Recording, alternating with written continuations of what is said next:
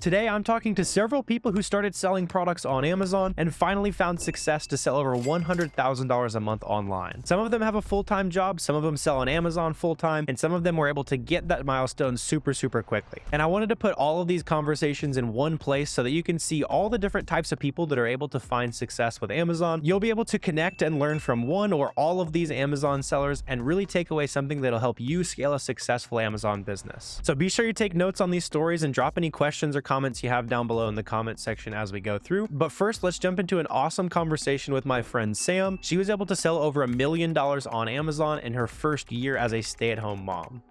Today, I'm here with Sam, who has done $1.4 million in less than her first year on Amazon. She's an absolute beast, and a lot of you guys might recognize her. She's been on the channel before after she grew really fast, but I'm really excited to break down her journey, how she's been able to scale her Amazon business so quickly. But just for those who haven't been able to meet you yet, Sam, can you let us know a little bit about yourself and maybe how you got into Amazon? Hi guys, thanks for having me again, Warner. I'm really excited. Yep, so I started back in May 2023, just the Walmart clearance shelf, and then I quickly turned to OA, found the roadmap, and just took off from there. I had my second son in July, so I had a baby in my third month, and then hit 100K the next month, and I just love everything Amazon, so I'm really excited. That's incredible. Like, you're glossing over some people's, they would call that like lifetime levels of achievement there. Like you're literally having a kid, building a new business at the exact same time. So you're awesome. Excited to jump into it with you. So let's just go back to the beginning, right? For the uninitiated, can you briefly describe what the vast majority of your Amazon business is? Where are you finding products? Like, how are you selling them? How does that work, right? Okay, sure. Yeah, I am all OA online, like 99%. I very rarely pick up anything in store anymore. Sometimes I'll do like order pickups, like if we're going out to the beach or whatever, and I know the store's right there. But I do all online arbitrage, so all name brand websites, Walmart, Target, all those kind of stores like that. I buy brand name products and then I flip them on Amazon.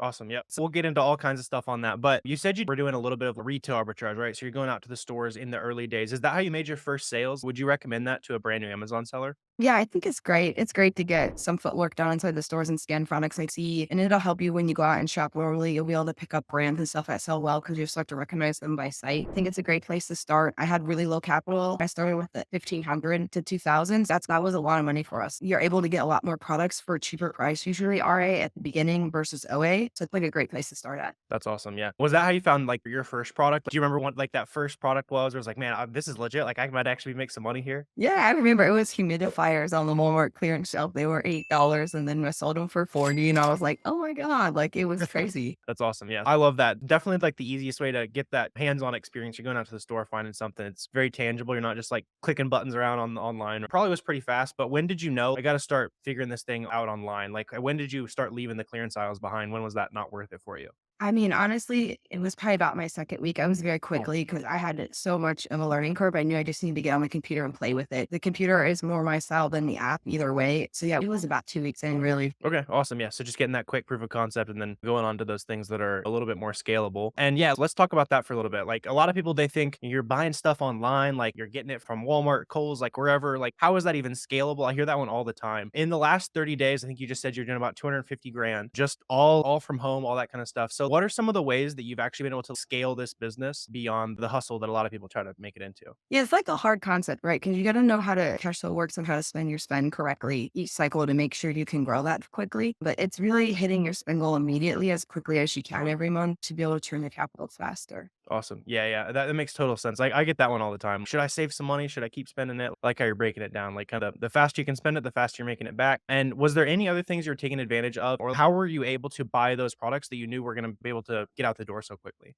It's so hard to remember back in the beginning, but yes, it's all in the keep a chart and SellerAmp. So when you go through them, keep an offer stat, that kind of stuff, it tells you what's FBM friendly. Literally on the chart, you can look at buy box statistics. So I heavily used FBM in the beginning to get Cool. proof of concept because it was so confusing, like sending stuff in and figuring out which products sell quickly. So FBM is a great way to start out. And I do that around all holidays and everything. It's just, you can get so much more margin usually with FBM. Yeah, it's that speed to market. Speed is everything, as you and I both know. So it's doing the work that other people aren't willing to do. So you're going out to the stores, you're doing the FBM, like you're just doing stuff that other people are clearly a little bit too lazy to, and you're doing it with a kind of a not newborn anymore. There, you're getting full nights Yeah. of sleep and all that kind of stuff these days. But how are you managing the time between having a family life, trying to run your business? I know obviously that's very busy, and a lot of people can probably relate to that. So any like tips you have in terms of budgeting your time for your business? Yeah, really. Yeah, my life is full. I have literally a 2-year-old, 2 months, and then my son was born in July. So Yeah. I don't even know how old that is. I have 2 under 2, basically. basically still. So it's very hectic. So I do time blocking with the business. So first thing in the morning, I get on the computer, and then basically at nighttime, like 8 to midnight, like almost every single night, that's my only time I get uninterrupted. During the daytime, it's just here or there whenever I can get anything done. It's maddening as a parent. You never finish anything during the day. So I just get it all done at nighttime, basically. For sure. Yeah. So you said you're doing 250 grand a month right now. What kind of time commitment is that? I know you're doing it where you can, right? But do you know like roughly how many hours that shakes out to just to keep it realistic with folks? Realistically, I would say it's about 20 hours a week of like Cool. art intense work, and then maybe 10 hours of helping prep the items or answering emails or doing that kind of stuff that you can do during the daytime. But when I started, it was a lot more. It was like 60-hour weeks Yeah. to learn it because I know what I'm doing now. So I can do it very quickly compared to the beginning. That's awesome. Yeah. So I think that's another thing that people they jump into the business. It's man, this takes so much work, and they never make it to that period where now you said you're working 3 times less on the sourcing aspect at least. So what are some of the things that changed in your sourcing? Like how are you doing it early on, and what kind of evolved for you to be able to save so much time? It's really speed. Like my first couple months, it take me like 2 days to go through one storefront. And I go through multiple a day now. It's very quick. I source by site sometimes. I love using Seller Board if you guys have that where they show your products that you've sold before. So I can go through and click on those ones by site just by memory and replan a lot of items that way. So like I'm never out of stock on the items that are profitable. Yeah, that's awesome. What is your methodology? I know you said you're using Sellerboard a little bit, but what are you shooting for? Like, how many days of stock are you looking to rebuy in inventory? A lot of people, that's like the nitty gritty stuff that they're wanting to hear. So, is there any like specific thresholds you're looking for? What's your thinking on restocking? Yes. So like with the new inventory placement fees, it like messes everything up. So I'm not sure where that's going to be at right now, but I still go for 30 days of stock at all times where I send it in. And then if it's like a really fast item, when I'm about a week in, I get those first couple sales, I'll already order the next 30 days. Nice. So that gives me a week to prep it, to send it in. And then I try to go for 18% margin. I try never to go below that. So that's almost a 40% ROI. If it's a very quick moving ASIN, I will go down to 15% margin because we just never know with returns. Like January was rough for me from my first, I It was went your first clothing and returnuary, right? yeah, it was crazy. So I'm very protective of my margin with scale because it's very easy to chase revenue and forget your margin. But like you just got to keep your margin in mind and just keep going at it. Yeah, the orange bars are fun, but unfortunately, they don't feed the family. Yeah. Yeah, so you said you're doing a lot of like shoes and clothes. A lot of people say that's not profitable. So, how are you able to stay profitable in those categories? Those categories, I go for quicker sellers and I do a lot of data based on what I've already bought. So I love like replans. That's what everyone wants, but it's just going to take you a couple months to get there either way. So I go off of my own data for the returnable items, see how much it was and to know which one's the gray pen. And then it's if those kind of pants did well, you can assume pants in another category would do well. So it just works out. Yeah, for sure. In the early days, do you remember your first sourcing method that you tried that actually made sense? Like things started clicking. Oh, I see how to find things online. Are you still doing the exact same thing? Yeah, I still reverse source. Everyone always messages me and asks, "Are you wide or what category? What are you doing?" I'm like, I literally reverse source. I go storefront stock everybody every day. It's very quick once you get fast at it, but you got to put in those 4 to 6 months of work to be able to go through them that quickly. Yeah, that's awesome. So you're still primarily storefront stalking, just digging stuff up that way? Yes. And That's I'm awesome. going through wholesale accounts. So like I'll find items that I replan a lot and I'm reaching out to those brands specifically to get actual accounts with them. I find that's a bit slower. So what I'm doing is I'm plugging along, keeping my numbers up high. So I'm doing my LA replans and I'm just having wholesale on the side, just getting it in when I can, trying to set that up for the future. So I'm not like sacrificing my margin, my profit right now. Sweet. Yeah. Yeah. I know that's a big popular thing with a lot of people looking into starting wholesale, that kind of thing. We were even talking beforehand. Like, I think somewhere around 200K a month, like, it really starts to make sense to start looking into a wholesale business, which probably is higher than a lot of people think it would be. But what were some of those early signs where it's, man, I should start doing this? And like, how did you start taking those first couple steps to get into wholesale? I know that's where a lot of people are right now. I just think it's the quantity. So when you start looking for items at 500 to 1,000 of an item, it's just, oh my gosh, it's much Yeah. easier to reach out to a brand and be like, hey, I have this capital. I would love to partner with you. This is exactly what I want. This is what I will pay. And then you work it out between them. And it seems to work a lot better than what I was trying to do before. But I'm by no means a master on wholesale because I have a few accounts that I use, but I'm still getting into it. Awesome. Yeah. And you talked about it a little bit there, but what's like your outreach strategy? Like, how do you know what products you're looking for? What are you saying when you're calling up these distributors? Because clearly you're getting a couple so far, and I'm sure it's going to go gangbusters for you. But what's your approach right now? Yeah, so I look at the actual brand's webpage and I call them to get their actual distribution list. And sometimes they don't want to give it out. Call 5, 10 times until you find someone who is okay. Yeah, that's a normal person. Let me give them our information so I can reach out that way. If they won't let me open an account directly with them, that cuts out all the scammers out of the system. And then you're not going to get into trouble with like a lot of sellers getting getting Section 3s and stuff like that, you'll be able to have your documents from the brand to the distributor to yourself. And that's all that matters really in Amazon is your account helps. That's the only way I will find distributors. And then once I have them on the phone, I talk to them and follow up with emails. And then, like I said, I send them exactly what they want. And I don't give off my price right away, but Yeah. I saw from Corey's videos where he says if they give you a price higher than what you wanted, you just go back and say, I'll purchase 500 more if you give me this price. So I tried that a couple of times and it's worked pretty well for me. So I was very Awesome. thankful to learn that. Yeah, yeah. That's a good little nugget. That's awesome. Finding some success in wholesale there. So is that where you see the business going? Are you going to go 100% wholesale? Is there too much low hanging fruit in OA? Where do you think your business will be in terms of kind of the breakdown there?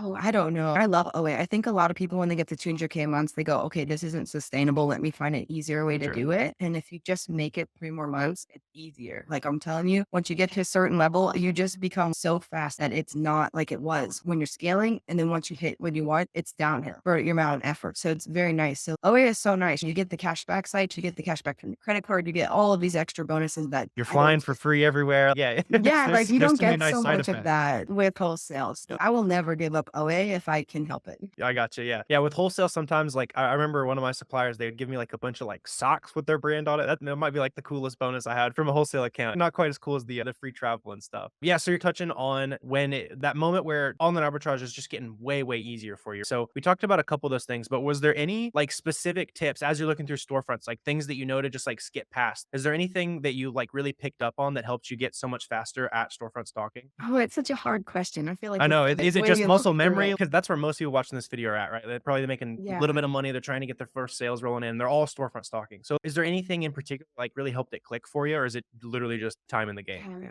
Time in the game because you got to click on those 5,000 terrible items to know they're Right. terrible before you can see them from sight. Like you can't cut that out, but you can just look at the sellers. So anyone under 100 reviews, sometimes under 200 is really good, and you can just scroll down and just look at their first 20 items and see what kind of brands they carry and see what kind of items. That's what I like to do. So when none of my reprints can be restocked, I'll just open up 5 from an item I like, and I'll look through them and see what they all have in common. So if they have video games or whatever, and then you'll realize that this is a sale going on now. So then you can just go and basically, top on all those listings. It's really nice. That's awesome. So you're saying you're looking at like the top 20 there. What would those top 20 look like in a storefront? They're like, man, this is junk versus a store that's, oh, let me look a little bit closer. It's all the keep it charts for me. It's all the sales rank lines and where the buy box is at, all the Sure. charts. Consistency and that kind of stuff. Yeah, it's like you gotta think of the mind of the person you're on. So if you see someone who has all of these Amazon listings, like you should be like, oh, this is an A to A flipper. Like I should look at these items and I should mark some of these down and go through them. And if you see a site where you find items from Walmart and then they have 20, you should be like, okay, they're getting a lot of crap from Walmart. And then you go through and you pull all their Walmart ASINs. So it's like a game like that, knowing the seller, which is probably 1 out of every 10 is very easy to read. And the other 9 are like, I don't know what this person's doing, basically. Sure. Yeah. Yeah. That's a good way of putting it. I don't know if I've thought about it like that, where you're just trying to like, what is this seller doing? And then trace it back to where you think they're likely getting their inventory from. I've definitely found a lot of success where you and these 2 or 3 other storefronts are all running up on the same sale. So pair back to the items or on the same sale and bang, they've probably done some work and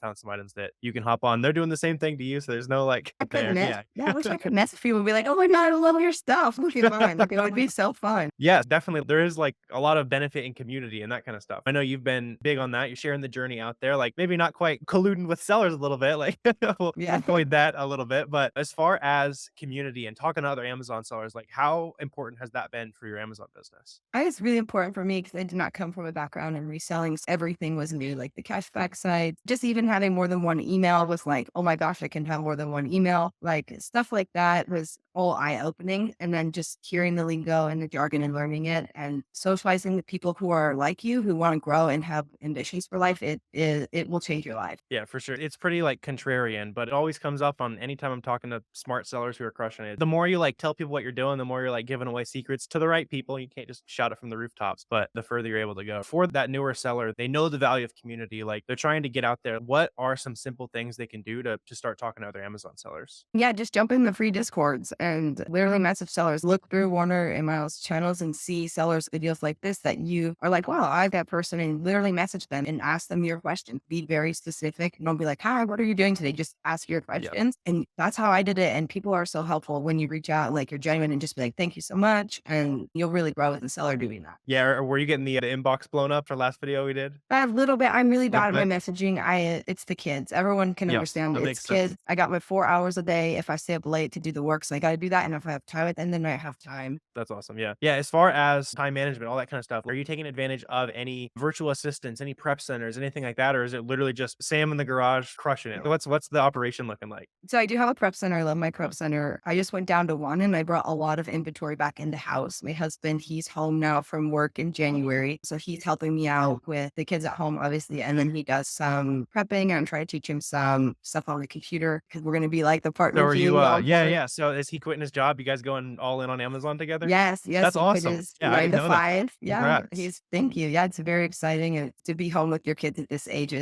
is a miracle in this kind of we live in. Yeah, yeah. There was another student from a year or two ago, like Zach. His company laid him off, and he had a new kid that's like 3 years old or something like that. He's like, I'm gonna set a goal. I'm gonna try to build my Amazon business up, and he's able to do it. So I love that there's people like you and Zach who've been able to not only like just make some more money on your own time, but you have that time with family. Like that's really what it's all about. Yeah, that's awesome that you're getting a little bit of help in house. What's he gonna be doing? Is he gonna be the product prepper? You're like the CEO and all that kind of stuff. Like I how's that gonna guess, work? yeah. Yeah, he likes the prepping and Cool. he's been helping me with my cases, which is so mean to do. If you guys know Amazon, like the cases for sellers support are terrible. That's my least favorite. So I'm teaching him how to You gave him the jobs you hate to do, basically. yeah, a little bit. But yeah, the plan is either you put all of your time into one of the spouses so that you guys can just bankroll and go really quickly. And if we divide our time up separately, we won't grow as fast. So that's where we're at. He's going to catch all the money I'm dropping, basically like the prep fees and Yeah, all of the that's awesome. returns. And then I'm just going to pummel myself ahead. So. Yeah, that's awesome. Was there a moment where there was like maybe a hard cutoff or anything specific where it's, yeah, I think this is like the right decision for us. Like this is where we're headed. Yeah, I think it's very simple to decide when to quit your job. I think it's a mental barrier. My husband makes more money helping me in the garage doing the Amazon business than he did at his job. It's about money, which not a lot of people want to hear. But when you don't have any money, your goal should be to get enough money for you and your family before you can help other people, before you can dedicate your time. So you got to get your in-house finances together and then you can do what you want to do, basically, in my opinion. Cool. Yeah. So you're making plenty of money. Like it's not gonna be a big leap. Like I know a lot of people, they're like, oh, I sold 5 grand last month. Like I'm ready to go full time. Slow it down a little bit. That's awesome. You guys have been able to go forward with that. So as far as any team building, that kind of stuff, I know you're about to have a nice little business partner there. Are you thinking about growing with virtual assistants? Or are you just gonna keep it all in house? What's your thinking there? VAs are great. I think for me personally, I am going to just butt my head against the wall until I do not hit my goal for 1 month. And when I Cool. no longer can hit my own goal by myself is when I will onboard VAs. And I probably will get a couple at once since like making my sheets and stuff, like my training material now while I do stuff. So it's ready. But for us personally, we're just stacking the cash as high as we can. And then we'll start outsourcing to buy back our time. That's awesome. Yeah. So you said you're already documenting like a lot of the stuff that you'd want to teach somebody. Yes, yeah, Yeah. just like SOPs and stuff Yeah. like that, like the casework, stuff like that. And then obviously, I would love to own a prep center. I think that would be great. I know a lot of sellers are very against it, saying a headache and all this kind of stuff. But like for me personally, I do 10,000 units a month. So if you get charged $1, that's literally $10,000 Right. a month. Like owning something like that would be super fun too. Yeah, and save you a little bit of money, add a little bit extra cash flow, all that kind of stuff. I don't know if I've ever talked to actually, I take that back. There's one person I've talked to who likes doing their prep center. Everyone else is like, man, I hate this thing. So talk to a couple prep center owners maybe, but that's definitely a good goal. It's a nice little cash infusion at the very least if you're willing to work hard for it. Yeah, so as far as thinking back when you're in the early days, even though you were scaling really fast, maybe it's not super applicable, but something I like to ask is what's something that to stop doing in the early days? Like what's something that you thought was going to be awesome, it's going to grow your business that ended up holding you back? Was there anything that you had to shave off that ended up growing your business? Yes. Other than time management, because basically I gave up most of my personal time being pregnant and having birth and doing Amazon was like I couldn't Yeah. watch a movie anymore, basically. But regardless of that, so when I first started, I actually opened up my Amazon, Walmart, eBay, and like all of the websites accounts. And I started putting a lot of effort into Walmart. And I started to realize that Walmart didn't have the same kind of market and I didn't even have any capital for both platforms. So I gave up Walmart. I still have it. I still do FBM on it time to time. It's just not crazy like my Amazon business is. So I really had to just divert all of my attention to the one basket. Yeah, yeah, I like that. I didn't realize you were trying to get in all stores like that. It's a really good way to grow the business. Have you thought about, you said you're doing a little bit of Walmart. Have you thought about dipping deeper into that now that you got the Amazon scale, or you're just all in on Amazon right now? I'm all in on Amazon. My Walmart store probably do like maybe 20K a month. That's awesome. Yeah. Something like that. I have some brands who do not want to sell to Amazon sellers. I'll go and tell them we sell at Walmart and they might like that. So I'm trying to work on Walmart ones and I'm trying to partner with my prep center to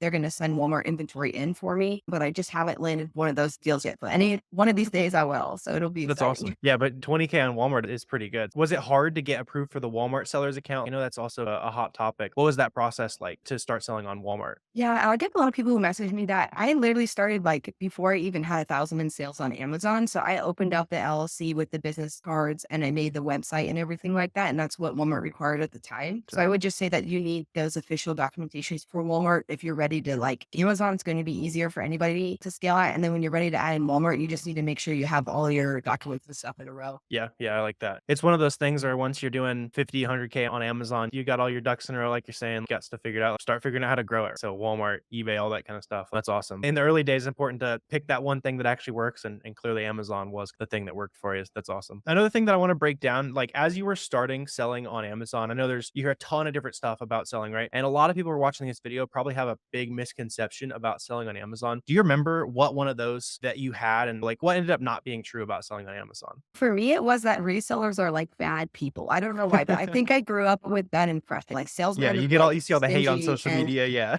yeah, I think resellers are a great part for the economy to keep going. And I think once you start getting into Amazon a couple months in, you'll start to realize how much the economy revolves around this kind of stuff. And I think resellers can be bad people. Like any job can be bad people, but I think they're not all like that. And not everyone is out to get you, I think is great. And not everything that sounds too good to be true is a scam. Now, don't go clicking on all these Right. crazy Yeah. links Yeah. and stuff, but Rakuten cashback sites, credit card points, like they're not scams. Like they're legit businesses. You can look them up. You actually get paid out, like stuff like that. Sometimes you just need a real person to tell you that, yeah, I actually do get a Rakuten check every 3 months and it is real money and I deposit it into my business account and I use it for business expense. Sometimes Yeah. that's all it takes. Yeah, I like that. It's one of those things like you say you got to be careful. Let me know if you want me to double your Bitcoin. But like a lot of times, like the stories that you hear, and probably some of you guys watching this video, I don't know about this. Like it all seems a little too good to be true. And then you make your first sale, and it's those people online, like they weren't lying to me. Like this is actually real. Like it takes some work, but it actually can work out for you. I like that. That's a good answer. I've never really like that. Moving forward, like long term goals for your business. I know we touched on a little bit of wholesale, that kind of stuff. Where do you see the business in a couple years, or what are your sales milestones for the year? Call your shot a little bit. Like I'd love to see where you're kind of Okay. hoping to Yeah. be in the next year or two.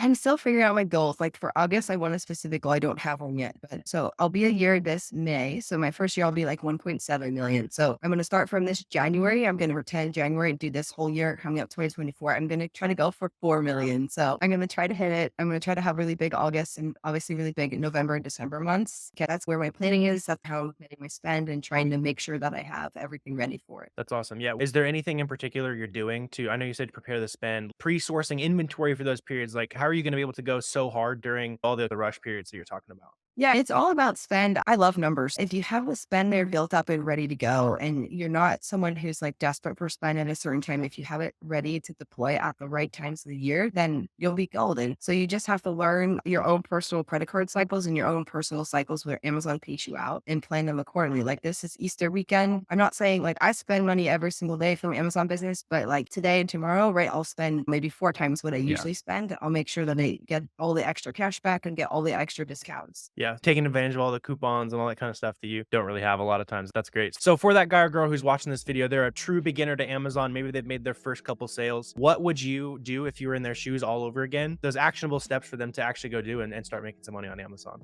Okay, yeah, I think they should devote all of your free time. You should take it like a serious business. And if you need to tell your family, your friends, or whatever, okay, I'm doing this serious business, get that out of the way and devote all of your free time to learning. Like you should only be reverse sourcing. Keep a seller amp in Amazon, in the Discord every single day. Ask every single question that comes into your mind. Going through every single email, figuring literally every little detail out that you can about Amazon. Join any sourcing groups that will help teach you. Be careful with sourcing groups. It's like group psychology. Sometimes someone might say this is a good idea and 5 people go, okay, and it's actually a terrible idea. Make sure you're like the one deciding how much you're going to spend of your spend and how many items you're going to buy and what you're going to sell them for individually. And you'll be golden. Just you need to read Keep It Charts. You need to dream about Keep It Charts and you'll be golden. Yeah, I love that. That's an awesome breakdown. Thanks again for hopping on the channel, Sam. If they want to find you, maybe toss you a question, just say thank you. I know you said you got a busy schedule, but where can they reach out to you at? Yeah, so I'm on Instagram and Twitter. I'm mostly on Twitter and just Sam_FBA. It's actually a scammer out with my stuff trying to get. That means you made it. That means you made it, right? You got Yeah, first but name. seriously, like I have the blue check, so only contact the blue check. The other person's Yeah, gonna try to like scam you. Yeah, we'll get that link down below. So if you want to go Okay. toss Sam a follow, see what she's up to. She's always kind of posting progress about the journey. Today I'm here with my friend Peter, who is a fellow Wisconsinite crushing it on Amazon. Kind of get into his Amazon journey, but if you just want to kind of briefly introduce yourself, let us know how you got into Amazon. We'll just kind of go from there. Yeah, thanks for having me. So my name is Peter. I've been selling on Amazon, taking it more seriously since around May, and started just scaling as quickly as I could, and have done about 115K over the last 30 days. Dang. Yeah, so pretty quick growth there, right? So, getting started out in the early days, like what did it look like for you? What did you get started with? Were you books, RA? I know there's tons of different places to start. Yeah, so I've actually had the Amazon account open for a while, but I didn't take it seriously. I got familiar with books and doing that sort of thing and creating packages to send in FBA. But then, this May, I just really started taking OA seriously. So hitting, all the websites, learning how to coupon and stack and really, get awesome. A lot of good products. Yeah, so going from taking it seriously in May to now in August doing over 6 figures a month, right? Yeah. That's amazing. So what was something that, you said you're doing some of the, lower hanging fruit, the books, that kind of stuff. Yeah. What clicked for you to go from, I'm just selling some books to bang, I've got like a legit business? What did that look like? Yeah, so I kind of dabbled with Amazon very lightly, and then I had never heard of a prep center.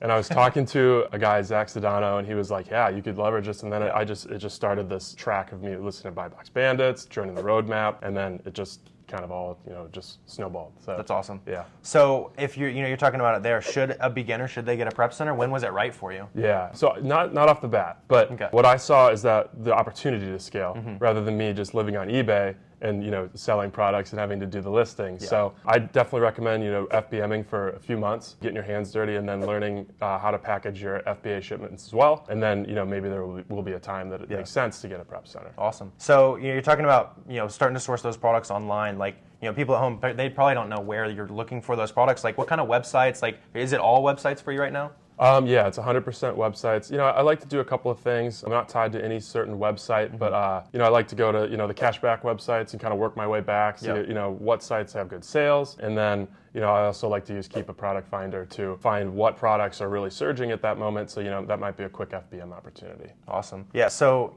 when you're first starting out, you're saying FBM super important. Should new sellers just only FBM at the start? I think for the first month or two, it's a really good strategy because you get such good feedback so quickly. With FBA, you're going to be facing longer lead times, and you're not going to know if a product is very good as quickly. So I definitely recommend FBA. Cool. Or FBM. Yeah. Another thing that you're on Twitter and you're talking about Turo pretty often, right? Yeah. So what to you made Amazon FBA more attractive than building a Turo or Airbnb business or all those that you see out there? Yeah, I think that with Amazon you can scale very, very quickly. You don't have to work with banks and stuff for financing. You just got to get approved for a credit card and then go. Yep. So the barrier to entry is a little bit lower. You're also running a lot less risk. So, if you think about having a car in Turo, it could be totaled. So, with Amazon, if you're shipping products, you might get a return. So it's not as big of a deal. Yeah, a return's not quite as bad as a totaled car. Yeah. Are you planning on scaling the car side of things, or is that just kind of for fun?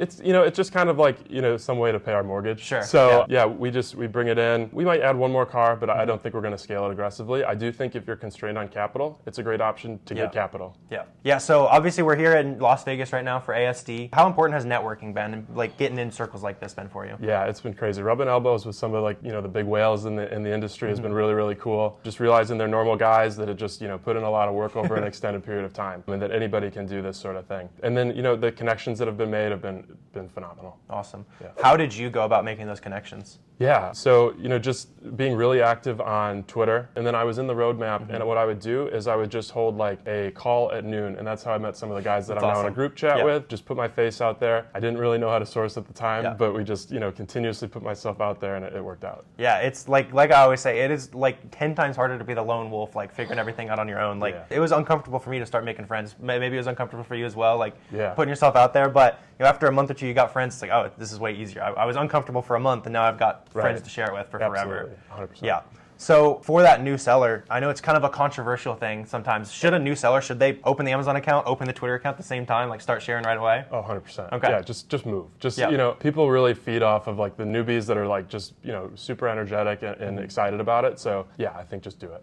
For sure. Yeah, so in terms of product sourcing, most people watching this video probably trying to find their first couple products, selling a few $1,000s. What should, early on, what worked for you? What should the sellers watching this video, how should they start sourcing? Yeah, I think so. Go to YouTube, watch some free tutorials on Keepa and SellerAmp, and then just start on gating and start just trying to find your first product. Like, if you lose a little bit of money on it, it's not the end of the world. You're going to learn a lot that can make you a lot of money in the long run. Right. Yeah, I think a lot of people will sit and they'll be on hour 20 of the YouTube binge. Like, you got to give yourself a cutoff. I'm gonna watch 3 to 5 hours of YouTube and just go practice, Yeah, right? time box. Yeah, because you also see, like, you probably get a bunch of questions now. I get a bunch of questions from people who just clearly have not tried whatsoever. Yeah. But if you watch a few hours of YouTube, you direct a way better question.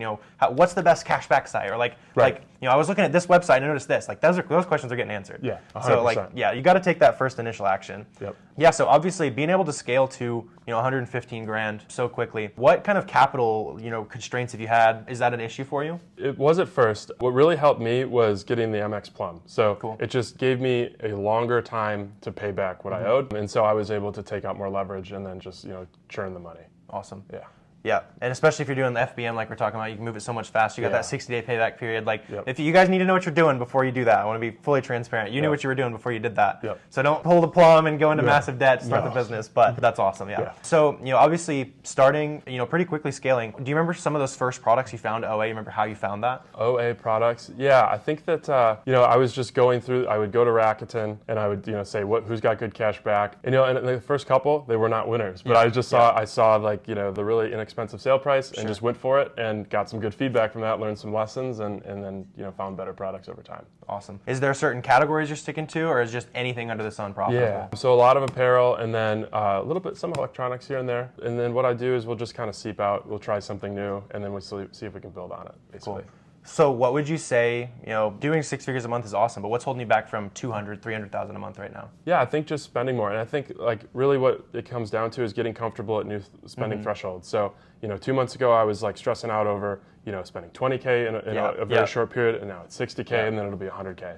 So it's just getting comfortable at those levels. Yeah, that's awesome. Yeah, it's kind of cool to see the numbers grow. Like you Yeah. started with books too. Like just like I did the same thing. It's like, oh man, I spent $100 today. Like that's insane. Like I spent so much on books, and then you get to where we're at. It's like, oh, I spent $5,000 today. I want more. Like Yeah, right, exactly. It's cool to see kind of be more and more used to those numbers. Yeah. So for the the guy or girl watching this video, they're trying to make their first sales. What are the first like 2 or 3 steps that they should do like right now to take action? Yeah. So for me, what I would do is I would go watch some free YouTube content, get familiar with the process. For me, if you have the funds, maybe invest in an educational course, totally worth the money. And then you need to take action. Yep. If you need to buy your first product, it does not matter. If it's not the best product, you will learn over time. Yeah, that's awesome. And on that, something I like doing is like the first couple products you buy, you probably made some mistakes, right? Those first couple products, you're losing a little bit of money, right? Yeah, that's the name of the game. But something I like doing is going back on the Keepa and like pretending it's the day you found it. Yeah. And you can be like, oh, the new sellers were increasing. I should have known. Or oh, the sales rank was going up. Like you're gonna learn those lessons, and you'll see that like, oh, the gurus online, they weren't lying to me. Like you really should be on the lookout for that kind of stuff. Yeah, 100%. So that's awesome. Yeah. So for the people watching this video, if they want to reach out to you, maybe they're selling similar sales level, want to kind of network with you, where can they find you? Yeah, so I'm on Twitter and Instagram, definitely more active on Twitter, but I'm at Pete's Flips. I'm Cool, both. awesome. Yeah, so we'll drop that down below. Go ahead and drop a follow, ask questions. I'm sure you're happy to help out with that kind of stuff. Today I'm here with my friend Sadiq, who is crushing the Amazon game right now. He's about to hit $100,000 in 1 month. So I'm super excited to get into his story. But if you just want to kind of briefly introduce yourself, Sadiq, maybe let us know how you got into Amazon. We can kind of go from there. Yep. Thanks for having me, Warner. My name is Sadiq. I've been selling on Amazon for around a year now. I came from the sneaker reselling background, like I know a lot of other people have too. And I made the transition around a year ago, last August. Awesome. Yeah. So how long were you doing sneakers and all that kind of stuff? I know that's a pretty popular like transition there. Yep, definitely. It's been around 3 years total in the sneaker game. Yeah. So what have you seen? Like what made you want to jump ship from sneakers or even other businesses that seemed interesting? What was better about Amazon to you? Just like the velocity and the sheer volume it has, because there's just way more people shopping on Amazon than platforms like StockX and Go. Gotcha. Is there anything about those platforms that's better? Like, do you miss anything about the sneaker world, or is it all better on Amazon? There's no returns on StockX and Go too, so I miss that a lot. Yeah, I'm sure we can get into that later. I'm sure a lot of you guys at home, like, I don't sell shoes, all that kind of stuff, and returns is a big reason for that, right? So before we do that, I want to back up a little bit, just in case the people watching this video, they're just kind of getting into the space. Do you remember how you found that first item to resell? How'd you find it? Even maybe what that item was? Yep, yeah, I've been networking since day one. So it's me and my couple other buddies from the sneaker world. We hopped on a Discord call together and we just started ripping through sites to find something profitable all together. Awesome. And yeah, so for you, like networking, making connections, that kind of stuff sounds like it's really important. How would you say that a new seller should go out and make those connections? Why was that so important for you to have those connections? Yeah, to make some connections, just hop on Twitter or Instagram, start reaching out to some people. hop on a Zoom call or a Discord call because it's everything. It's the reason I've been able to scale so far. That's awesome. Yeah, that was even back in the day for me, right? It's jumping on Zoom calls. A lot of the other guys, you guys at home will see watching, making YouTube videos and that kind of stuff now. It's fun to see everybody come up, right? And you're even saying you're on Zoom calls like 4 or 5 times a week, just chopping it up, sourcing products together. Yeah, I think this comes out literally every time I do an interview is people are well connected, right? You just have to be to make really good money. Make your life easier. Yeah. It's so much harder to do it alone, right? Like put yourself out of the comfort zone a little bit, but you'll be off to the races. So, coming from the sneaker world, you're at a little bit of an advantage, right? So you know how to buy things, you know how to get it cheap, resell, all that good stuff. Was there any point in your reselling journey, even including the shoes back in the day, where it started to click, where you're like, oh man, like reselling is serious. I can make a lot of money doing this? Yeah, when I started figuring out like sales cycles and discount codes for certain sites, it just made everything a lot easier because I've been buying from the same sites for the last 3 years or so. But just getting a firm grip on when their sales are, what discount codes can I use? Can I stack any other discount codes? Just makes everything way more profitable and whatnot. For sure, yeah. Is there a certain way you're like tracking those sales? Are you recording that data anywhere? No, I just up in my brain. That's it. Yeah, that's awesome. That's the sneaker reseller in your eyes. Like, oh, I know how to get this loop and that one. That's awesome. For you guys, if you're not a genius like Sadiq here, I like making a Google sheet here and then like recording the times that you saw like a really good percentage code, so you can know like, oh, that's a good sale for that site. So if you want to start implementing that for your own business at home, you can definitely take advantage of that. So how much time are you spending on this business right now? You said you're about to clear 100K this month. That's the golden question: is who cares if you're selling 100K if you're working 80 hours a week? Yeah, it's probably like 2 or 3 hours a day max because I have a prep center now. I have an admin VA to take care of the task I don't want to do. So it just comes down to sourcing like 2 or 3 hours a day. Awesome. Yeah. When did you get the prep center? When did that make sense for your business? So I was around 60K a month and I got it around 3 months ago now, I think. Awesome. So you were putting in the work, shipping in stuff then if you were already at 60K before you had it. Yeah. You say that like you had a couple late nights there. Too many. Couldn't even get in my bed at one point. Right. Yeah, I used to get in trouble back in the day filling up our house with stuff and had to get the prep center, right? Would you have done it sooner? Like looking back, would you have gotten the prep center? Yeah, I think so. Like Cool. a couple months sooner. Awesome. When for, somebody watching this video, when should they start thinking about getting a prep center? If you're spending more time prepping than sourcing, then definitely get one. Yeah. And then if you're in a tax state, then get one, like as soon as you can. Yeah, for sure. Are you in a state where you didn't have any sales tax? Yeah, I'm in Pennsylvania, so there's no Awesome. tax on shoes and clothing. Yeah, there's many resellers in Pennsylvania printing money on that. So for those of you guys who don't know what we're talking about there's certain states where you're like sales tax exempt in different categories. So Pennsylvania, you don't pay it on like shoes, clothing. Other states, you don't pay it at all. So like for me, I started in 10% sales tax. You get the prep center, I'm saving time and money. Shipping it off to them, they do all the work, shipping it off to Amazon for you. So it's awesome. You're able to kind of outsource a little bit there. And then when did you add that admin VA into your business and what kind of specific tasks are they taking care of for you? I think I added her too soon. It was like 7 months ago at this point, but she like sorts my emails, keep tracks of orders when they ship. She does my seller board cost of goods, summary pricing, just a bunch of tasks I don't want to do. Awesome. Yeah, that was a big one for me. I waited way too long on the flip side of that. We were doing like 200K a month or something. I was like, I guess I should bring somebody on, right? So it's like, oh, I don't have to do IP complaints and all the little stuff that's just, it adds up, right? Like I like write everything I'm doing down on a piece of paper and just start underlining things that I don't have to do. And boom, your hourly rate goes way up. Just kind of hiring those out. So, obviously, getting this business down to 2 or 3 hours a day, sounds like you're being pretty efficient at product sourcing. What is kind of your go-to method for doing actual product research right now? Yeah, it's mainly OA with my boys. We just hop on either a call or a Zoom or something, and we'll just source together, rip through a site sale or some type of site we know that's pretty good. And then I do some retail arbitrage as well too. I have employees that go to the Nike outlet and whatnot for me. Yeah, I pay them a little bit and I get a bunch of high ROI items. That's awesome. Yeah, maybe do you want to talk about that a little bit, or is that secret sauce for you?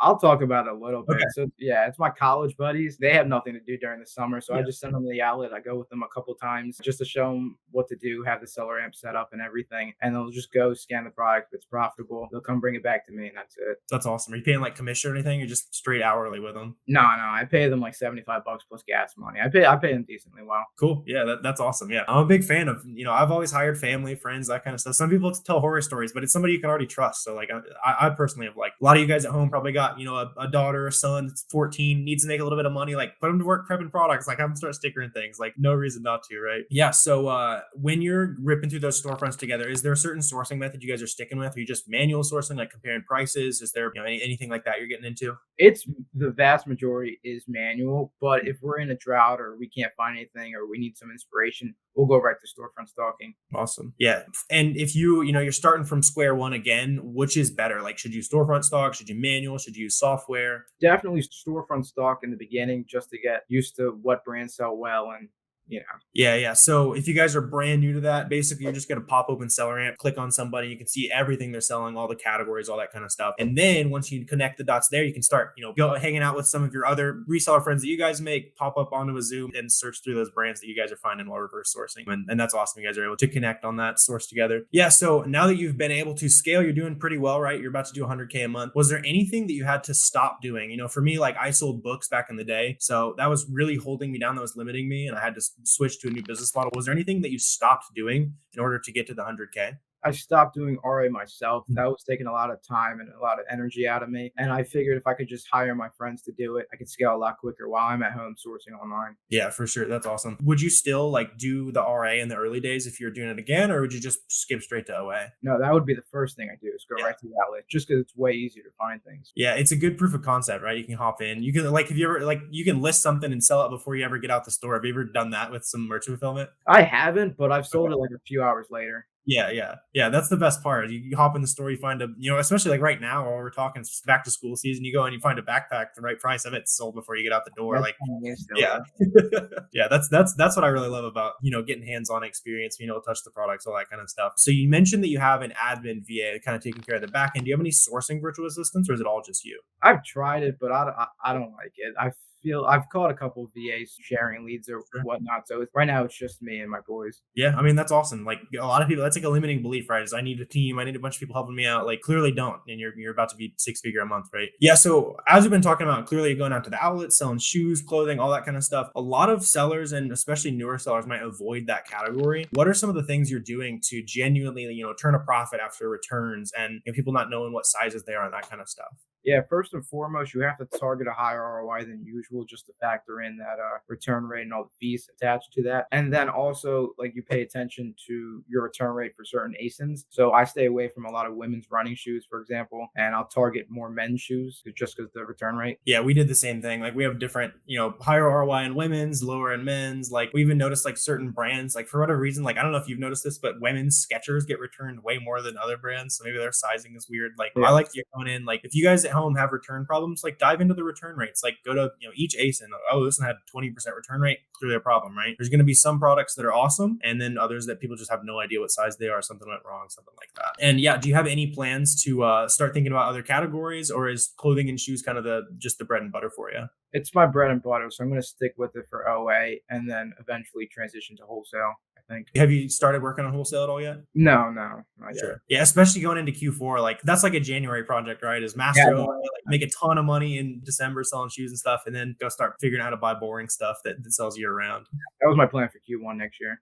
Yeah, that's awesome. You'll be set up, and then same thing again. Next Q4, you'll have some wholesalers for toys and that kind of stuff, and just put it on repeat, much bigger scale, right? So looking back, going back to the beginning of Amazon, was there anything that like really held you back significantly? Would you have changed anything about how the last year has gone for you? Would have got business credit a lot sooner just because you can, once you get used to your cash flow and everything, you can scale a lot faster by leveraging business credit. Cool. And how should someone go about, starting to build some business credit? First, get your personal credit intact, get a Discover Rate if you don't have a credit card yet, get it to 700, and then apply for like the Amex Blue Business or Plum. That's the two I have right now. Cool. Yeah. The Amex Business Blue, I think will give almost any business a credit card. That was my first one. So you start building credit. And yeah, are you running into like capital limitations because you started a little bit too late? No, I'm okay now. I'm good now. Yeah, that's a big one, right? Especially the Plum probably helped you out a little bit there. You get that longer payback period as well, I assume. Yeah, and I have a crazy limit on it now too. That's awesome. And you just boost that limit by consistently running product through it, paying it off. Anything else special you got going on there? I have a rep too I talk to all the time. Yeah, I just tell him like my projection to spend for the next month too. He calls me once a month and I have no issues. Awesome. Yeah, that's a good thing to get set up, especially like back in the day, I was spending like, I don't know, 30 or 40 grand a month. All of a sudden I started spending like 90. I got a call. It's like, what are you doing, man? Like you got to tell us why you're doubling your spend all of a sudden. Yeah. So clearly been talking a lot about networking, putting yourself out there. What benefits have you seen from, making a social media specifically? Obviously you got the Discord and that kind of stuff. And should a new seller getting into Amazon, should they have a social media presence? A new seller should 100% have a social media presence. It just makes it meeting new sellers a lot easier. And then the benefits I've seen from it is I might not know about a shoe brand or a clothing brand that's extremely profitable, but I have no idea what it is, and someone puts me onto it, then making a lot more money. Right. And then you're like, hey, go check out this loop. And there you go. Like Yep. mutual relationship and you're making money together forever. And, what kind of content should they post as a new? So obviously you're not an expert yet. Like what should they, be sharing? Just post your progress, like some orange bars. If you hit your first like $1,000 in sales, post that. Some shipments, whatever you're doing. Yeah, I like that. Something I think people fall into. Like I was even talking to a girl last night. She's like, "Oh, I've only sold 2,000." Like, dude, that's 2,000 more than 95% of people who watch an Amazon video, right? Who just Yep. keep scrolling. Like, who cares if you've only sold a few $100? Like, start posting. People are going to see that it's like, oh, they're actually trying this. Like, I'm trying it too. Let's start talking together, and that's just how good relationships are built there. Yeah, and I think bigger sellers are a lot more inclined to help the guys who are trying rather than have zero sales and haven't done any of the work yet. Yeah, 1,000%. I'm sure you see it where, you get some DMs, you get some questions, but the guy who's got orange bars as his profile picture or FBA in the handle, they're getting an answer. Like they're getting a good answer, right? 100%.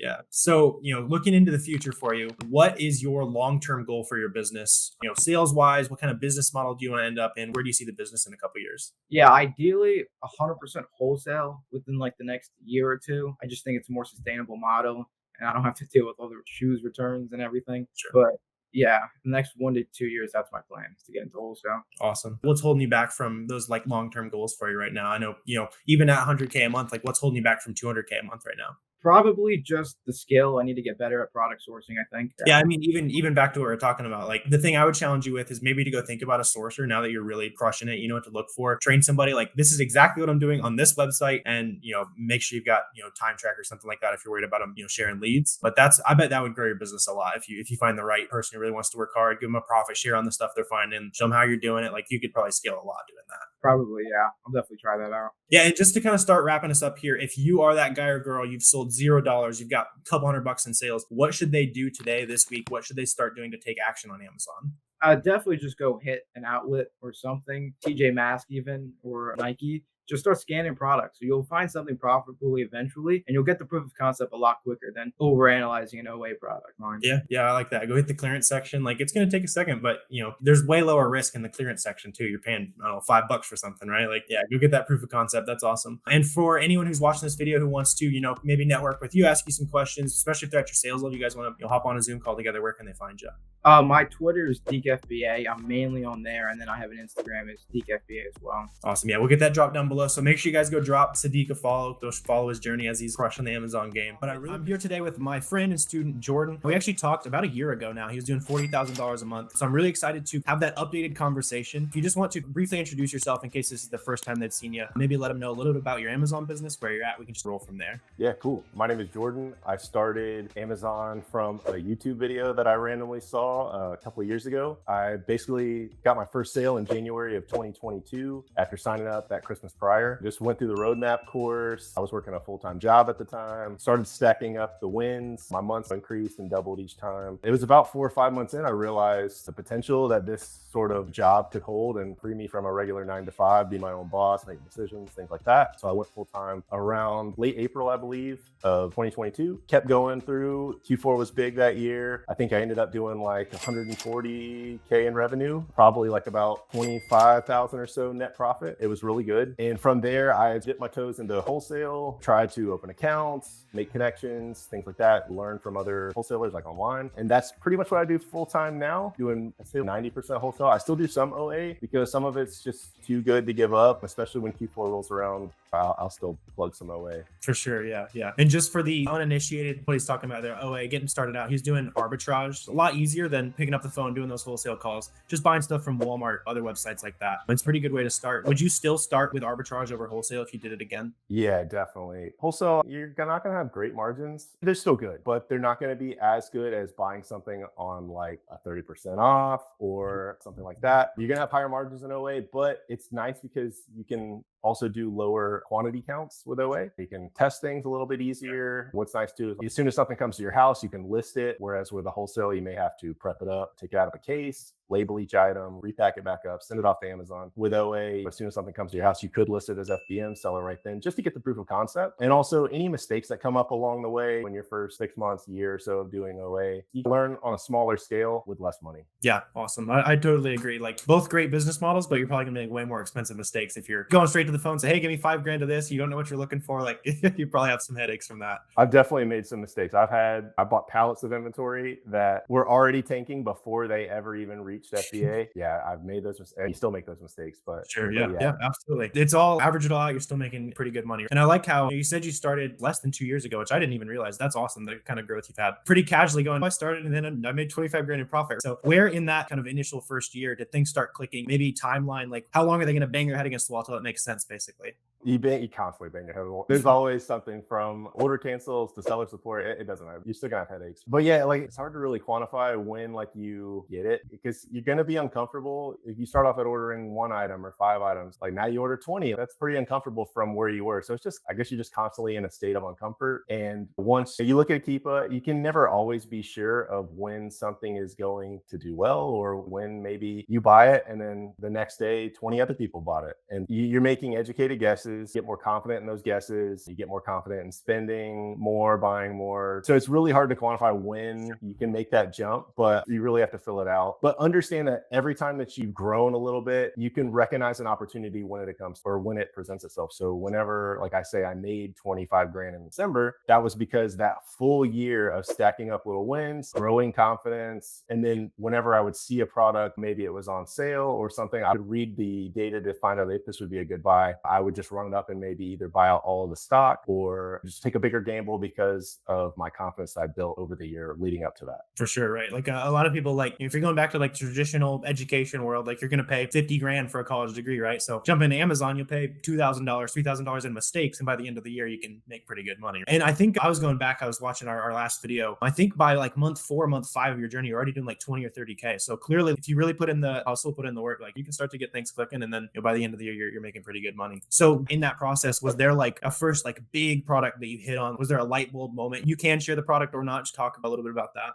No, there were products like over the time. The only one that really comes to mind was, and I think I mentioned it last time. Yeah, I still talk about it to this day, but it was like this muffin tin for like shot glasses, something like that, like a cookie mold, something like that. And that one, it was when I was very early in my stages. I was doing OA, but I would also do a little RA or at least like curbside pickup. And I remember you could buy them at Michael's for a couple bucks. I think they sold for like double or almost triple. So I learned like a few lessons on that. I learned, about buying confident to buy large amounts. I also learned about buy box rotations, and that will favor people that have more stock. I think a lot of people don't factor in that there's like a regional buy box. The person in New York isn't seeing the same buy box that someone in Los Angeles is seeing because there's fulfillment centers everywhere. So it's going to be based on delivery time or quantities that are available. And so if all of your like cookie molds, or if you bought 10 of them and they're all sitting in Los Angeles fulfillment center, that person in New York or Boston or Maine or something, they're not going to see that. It's going to be someone who's regional, someone who has stock in their region. So I learned a lot about quantities, and I would get a lot of sales. I had a lot of buy box share, but I also learned that you can also go too deep and other people can find it, and the price eventually tanked. There's a lot of lessons there. I would say that was definitely a pivotal moment, and it happened pretty early, and I was able to identify certain things about how to correct that for the next buy. Yeah, that's awesome. There's always like that one particular product that sticks out. It's always cool to hear what that kind of light bulb moment was. You're talking about buying into products and the prices dropping after the fact. Is there a tip or two you can give for the beginners to be on the lookout for products that might be on the decline?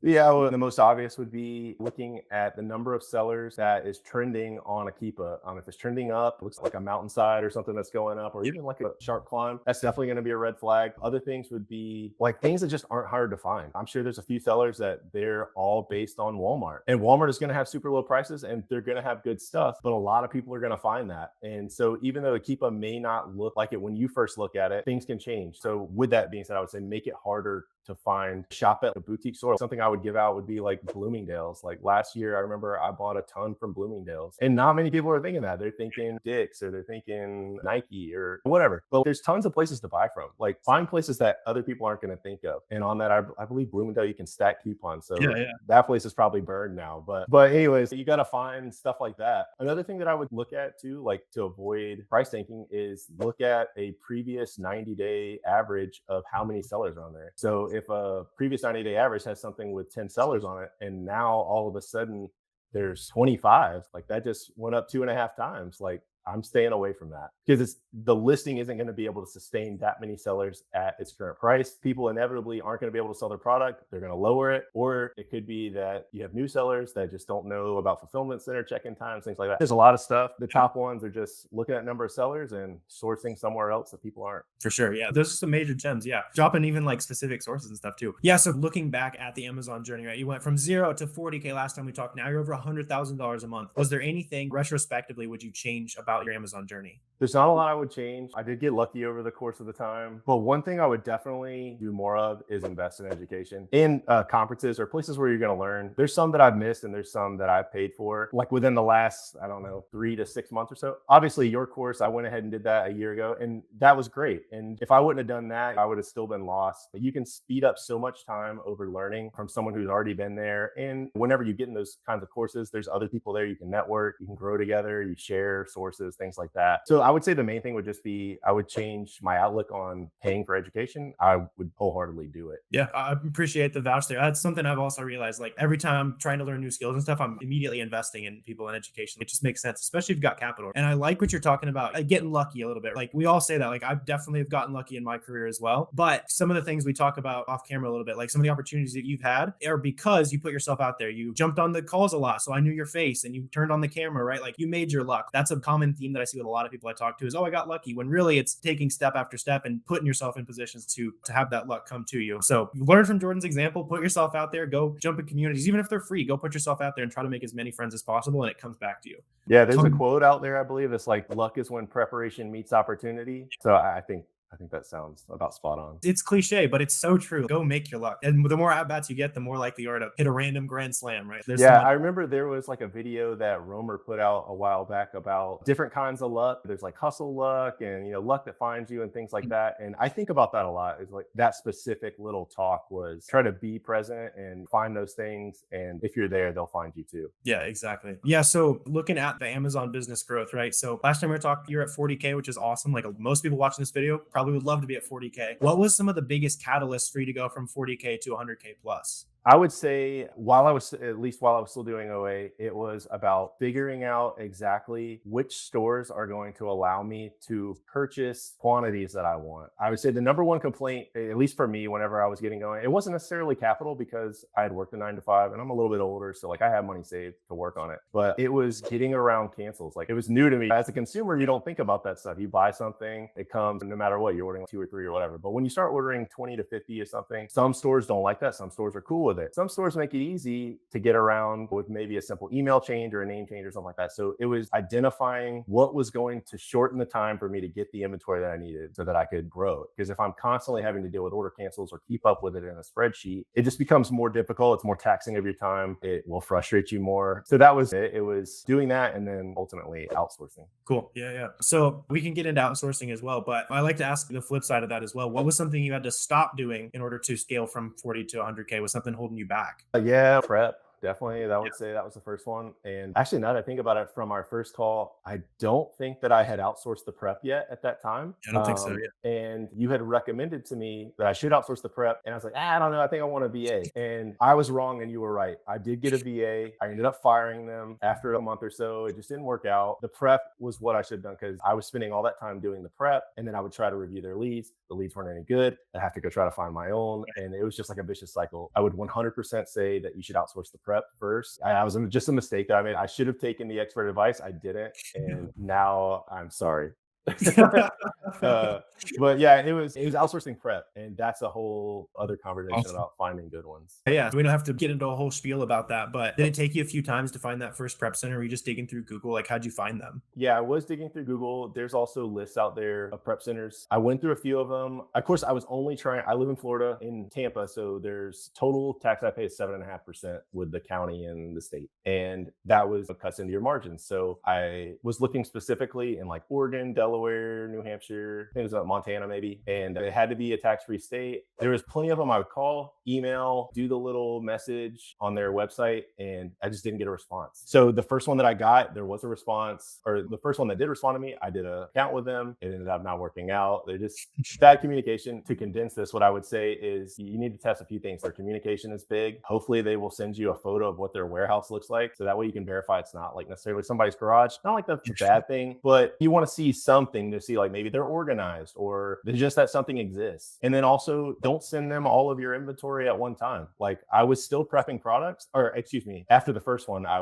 was still prepping products. When I moved on to the second one, I would send them probably about 100 or 200 units in a week or so. I wanted to see that they were going to actually send it out within a few days. And they did. And I would say that's how you should check on it, is try to see a picture of their location, look it up on Google. Do they have good communication? I would worry about price last, honestly. I know it may sound strange, but I feel like those intangibles are the ones that they need to have a grip on first. Shipping on time, being professional, that kind of stuff. And then after that, you can negotiate price. If you're sending units there, let's say it's $1 and you want to pay 90 cents or whatever it is, it's just an arbitrary number. But you have to vet them. Just like you're hiring an employee, they are basically an employee. Yeah, for sure. Yeah, and I like what you're talking about. Like, I'd much rather pay an extra 20 cents a unit if I can know that it's going to be out in 48 hours or something like that, versus And can't to get be a able hold to of them sleep. and they're for shipping. And yeah, I'll pay extra for that all day. That's awesome. Yeah. So getting into the other side of outsourcing that you mentioned as well. Do you have any team members now? I know you mentioned you had one, didn't really love it. What's that journey been like for you? Yeah, so I had the VA, I did fire them, and that was my fault that I hired them. I do have 2 VAs now. I think a lot of people probably say this, and this was just another thing I wasn't really listening to, is you need to be able to do the job yourself and then be able to train somebody else to do the job. And also I would say I wouldn't really hire VAs that have prior experience, because they may be set in their own ways. I know myself, like I was a salesperson in my 9 to 5 back when I worked in that life. And I may have been set in my own ways too, how to do certain processes and things like that. So yeah, VA hires have been good, but you should know exactly how to do your job and how to teach someone else how to do your job. As far as a sourcing VA goes, I don't have any admin VAs, but I do have 2 sourcers. They're great. They're both out of the Philippines. And yeah, they're good. Yeah. That makes total sense. Like I see it all the time. Oh, I've sold $2,000. Time to get a virtual assistant. Time to outsource my business. Like you got to put in the sweat equity there. And I'll put the same challenge on you we did a year ago. It's probably time to get an admin VA. You'll probably be glad you did. Putting POs together for you, answering buyer messages, doing IP complaints, all that kind of stuff. It takes you a lot more time than you think. It was a big change for me. Yeah, so I will say that I don't have my as far as sourcing and all that with the VAs, that's totally handled. As far as like my other processes and systems for requesting POs and getting deliveries out and things like that, I don't have that dialed in yet. So that's definitely a challenge on me. It's something that I have been thinking about more now that sales have slowed down a bit just for the summer outside of Prime Day. But yeah, that's definitely, it's on the radar to definitely get squared away before Q4. For sure, yeah. You're talking a little bit about like increased sales seasons. Are you going to be doing anything for back to school? Is there anything people should be prepping for in your opinion? I personally won't do a lot of back to school unless just something happens to come up on my radar. It's not really where my focus is. For OA people, I would definitely gear up for that. A lot of people do backpacks. Like I was saying with the Bloomingdale's thing, like think outside the box. Think of other stuff that kids need or just people need. College kids or whoever. They need shoes, clothes, gonna need crayons, art projects. I remember like my kid right now is about to go to kindergarten and we have to buy 18 glue sticks for him. I have no idea. I don't even think I used 1 glue stick whenever I was in kindergarten. But like just things like that. Like somebody like me, I'm gonna buy 18 glue sticks at a time. And for some people that are just starting out on OA, like 18 may be their whole order that they make from Target or whatever. So like the volume will be there. You just need to go back on what you've learned the previous however long you've been doing this. Maybe stuff that did well last year, like look and keep histories, things like that. Just try to think outside the box. People are gonna be slamming backpacks are gonna be good, no doubt. Yeah. But some people are gonna be late to the party and then they're gonna be left holding their backpack. Yeah, the school supplies ideas. If you're a real hustler, then like go to the local Walmart, grab all the school supply lists and like figure out where. Oh, there you go. Yeah. Hell yeah. Yeah. Start seeing like what's gonna be hot this school year. Like I'm sure there'll be some money to be made there. That's awesome. Yeah. So another thing that we're talking about as well is like networking, putting yourself out there. What benefits have you seen from making videos in the past, making an Instagram page, all that kind of stuff? Should sellers do that as well? Yeah, you definitely should. I enjoy being able to connect with people. I'm not like really a content poster. If something like I get an idea of something that I think would be valuable, then I'll post it. But even just like posting stuff like in your stories or whatever, really, it just puts you out there and lets people know that you're serious or you're at least working on it. If I was to post something and there was an error on something that I did, like other people would comment and say, hey, you should do it this way. Or hey, make sure your expiration date is this far out or something like that. But yeah, you should definitely just be out there, because otherwise you're not going to connect with people. I will say some of my best connections have come from social media. Like as far as sourcing, being able to bounce account help ideas, things like that, they have come from social media 100%. Can't refute it. Yeah. It's so much harder to not put yourself out there. Be uncomfortable for a little bit, make a few people to make connections with, and life will be so much more fun. Like it is uncomfortable. It's hella uncomfortable. Right. But there's going to be embarrassing moments, but there will also be really good moments. For sure. Yeah. So looking into the future a little bit, what's your vision for your Amazon business in a year? What's your sales goals? What kind of business models do you think you're going to be doing? So for this year, my goal was to just at least crack $1 million in revenue. As of right now, that's still on pace to do that. I think I'm on pace for like maybe 1.4 in revenue. So right now, after I pay myself, my net profit for the business is like right at 12%, maybe 11. And so I'd like to grow that. Maybe not necessarily a revenue goal, but I'd like to maybe be at 14% net profit. But I would say just as a high level goal, I'd like to be at maybe 1.8 to 2 next year. I know I may do 1.4 this year, but to be conservative and just be sure to hit a goal, it'd be nice to check that off too. Yeah, absolutely. What do you think is holding you back from those bigger numbers right now? I think it's not having systems in place. There is some wasted time. And also like not that I wouldn't hit that, but it would be me that would be holding me back. It would be me not setting the right processes. I live a pretty relaxed life now. I don't have some boss breathing down my neck besides my wife, but I know how to push those buttons. I enjoy the time that I have. So if anything was going to hold me back from those goals, it would be me. But yeah, my next thing would probably be to do a warehouse. Yeah. Right now, I'd say 90% of my products, the source that I buy them from, will ship it to Amazon for me. Some of them I do get delivered to my house, and then I do that. It's not much, but some. So maybe the next goal be to maybe have some kind of a warehouse setting with maybe an employer, but I'll just have to see how that goes. Yeah, for sure. Those are some awesome goals there. What's keeping you going right now? What's your main motivator? Why do you want to hit those goals? Personal, like not even business goals. What's your drive? It's fun to grow something on your own. It's fun to have that sense of ownership, at least to me, and also be able to provide the income for yourself to be able to do hobbies. I like to golf. I usually get to go golfing a couple times a month, go fishing, things like that. So having the freedom is nice. So I have that drive to keep it going, just to still have my own personal freedom. But yeah, just to see like your little baby that you started with in OA, RA, and you mold it and it gets a little bigger through Q4. And then I moved on to wholesale. It's not that you can't still run it up with OA, as you're an assessment of that, Miles assessment of that, but it just wasn't the right thing for me. So yeah, dude, I want to open up more accounts and grow the business. If it goes slow for me, I'm totally cool with that. I'm not caught up in having to compete with orange bars and things like that online. Although I do see that. I like to see what other people are doing. I don't know if they'll see this video, but there's quite a few people that they'll post their bars and they're a little bit ahead of me. And that's just like my carrot. I'm like, oh, I'm right there with this guy, or I'm right there with this girl. And I'll message them like, hey, I'm breathing down your neck too. I'll see you at the top kind of deal. That's awesome. Yeah. I like what you're talking about. Like Amazon's at your own pace. If you want to go golf, like I've been picking up golf for a few months too. I'm hooked now.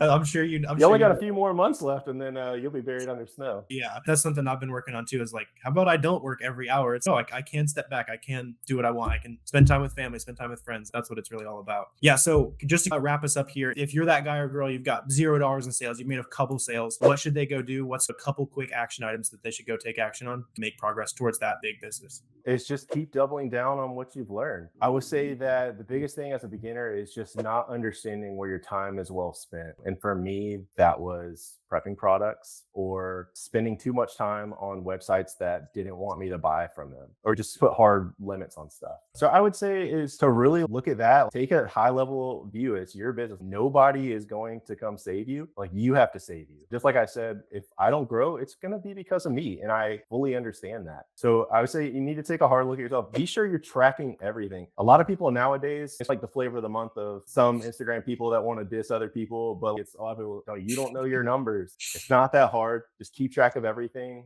If you go buy tape at Walmart, put it in your inventory lab account or put it on your spreadsheet. If you have to buy some boxes, write that down, record it somewhere, or figure out certain things like how much you would pay to ship stuff. Once you get an idea, add that into your item cost. If you usually send an item for 25 cents an item to Amazon or 50 cents an item, like calculate that in. Be smart about how you're adding things up and make sure you're making money. Make sure those profit calculators show green. Yep. I love it. Yeah. If anybody watching this video wants to go reach out to you, maybe they're also doing good sales, you guys want to network a little bit, where can they go find you? So I am on Instagram at @barb_ASINs. I do have a Twitter too. too, just because that's what all the cool kids have too. I don't get on there as much. I like Instagram more, but I'm warming up to Twitter. But yeah, if they want to find me there, I'm an open book. If you have a question, just ask. Don't ask me if you can ask a question. A lot of people seem to do that. Yeah. But yeah, just whatever. Just ask. Reach out. Let me know if you have anything. Awesome. Yeah, really appreciate you taking the time, Jordan. And today I'm joined by my friend Michael, who is actually one of our students from the FBA roadmap, and he's been crushing it on Amazon lately. So I brought him on to get a little bit of a unique perspective where he came from, how he was able to find success on Amazon. But if you want to just take a quick second, introduce yourself, let them know where you're at in your Amazon journey right now, we can roll from there. Sounds good. So I'm Michael. I'm selling Amazon, obviously, only OA. Haven't tried RA. Hopefully getting into wholesale at some point, but it's more distant in the future on my to-do list at least. And yeah. Awesome. Yeah. So what kind of numbers are you doing a month right now? So right now I'm at, as of today, I think it's 118 in the last 30 days. End of July I did 129, but I've been bouncing back and forth between 115 and 130. So yeah, no, that's awesome. That's pretty much right where I'm at. So it's cool to see you guys and figure it out so quick. Yeah, that's interesting. We can get into that as well, how we can both go from here. But just to get a little bit of background, like how'd you get into Amazon? How'd you end up selling on Amazon? How long have you been at it? So coming up in spring 2023, I'll actually have been in business for 10 years, but business at scale, probably only a year or so. Basically, I started customizing shoes in 8th grade, and then that was a business on its own. Took off there, got a lot of business recognition through that. College started, tried starting a clothing brand. That didn't work. Pretty much tried it all, to be honest. Failed at most of it. Yeah, then I want to say right before the pandemic started, I started selling on Etsy, something related to shoes or custom shoes, and made a lot of money off of that really quickly, but also got banned within 6 months or so over copyright issues, which I was aware of. So then basically I took the sum that I made from that and threw that into reselling shoes, because I'd always done that off and on as I was customizing shoes just on the side, because I'd made some connections here and there with sneaker shops. This was way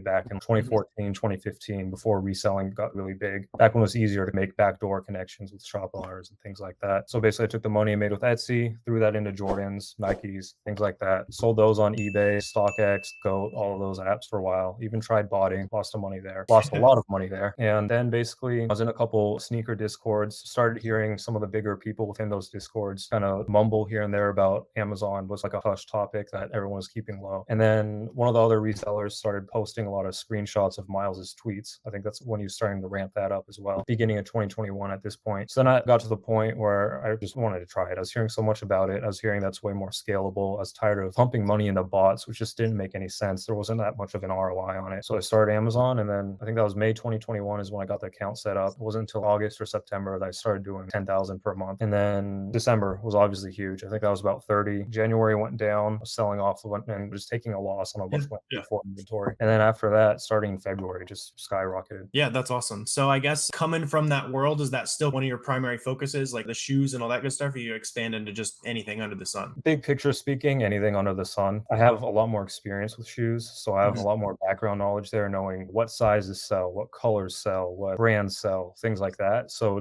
I've been able to build a big foundation off of that, specifically Nike. But I need to start branching out more. I have been starting to branch out more, and also with all the talks about recession and everything, just like you mentioned in that video, I need to get more into day-to-day essential goods. So that's something I've started working on. There's so much money to be made within just Nike, but then also Adidas, all the other brands as well. So just sporting equipment in general is probably what I mean. There's so much money to be made there that I'm just trying to make it while I can before I expand. Yeah, no, absolutely. That's get really good at something and then use that money to fund the new ventures and stuff. So something that we've been doing is now we've been selling a whole bunch of different stuff for quite a while. So we're going out to those like master distributors and the parent companies and all that good stuff, trying to get those sheets. Are going to reference all that. I'm sure you're going to do a very similar thing once you ramp up into wholesale and all that good stuff. You do that later down the line. So that'll pay off big time. So when you're out there like looking for those products, we talk about reverse sourcing, all that good stuff. What kind of sourcing methods are you gravitating towards right now? Personally, I don't source too much anymore. I have a product researcher for that, but I do still get in the weeds here and there when I come across a store randomly, just want to go through it quickly, or if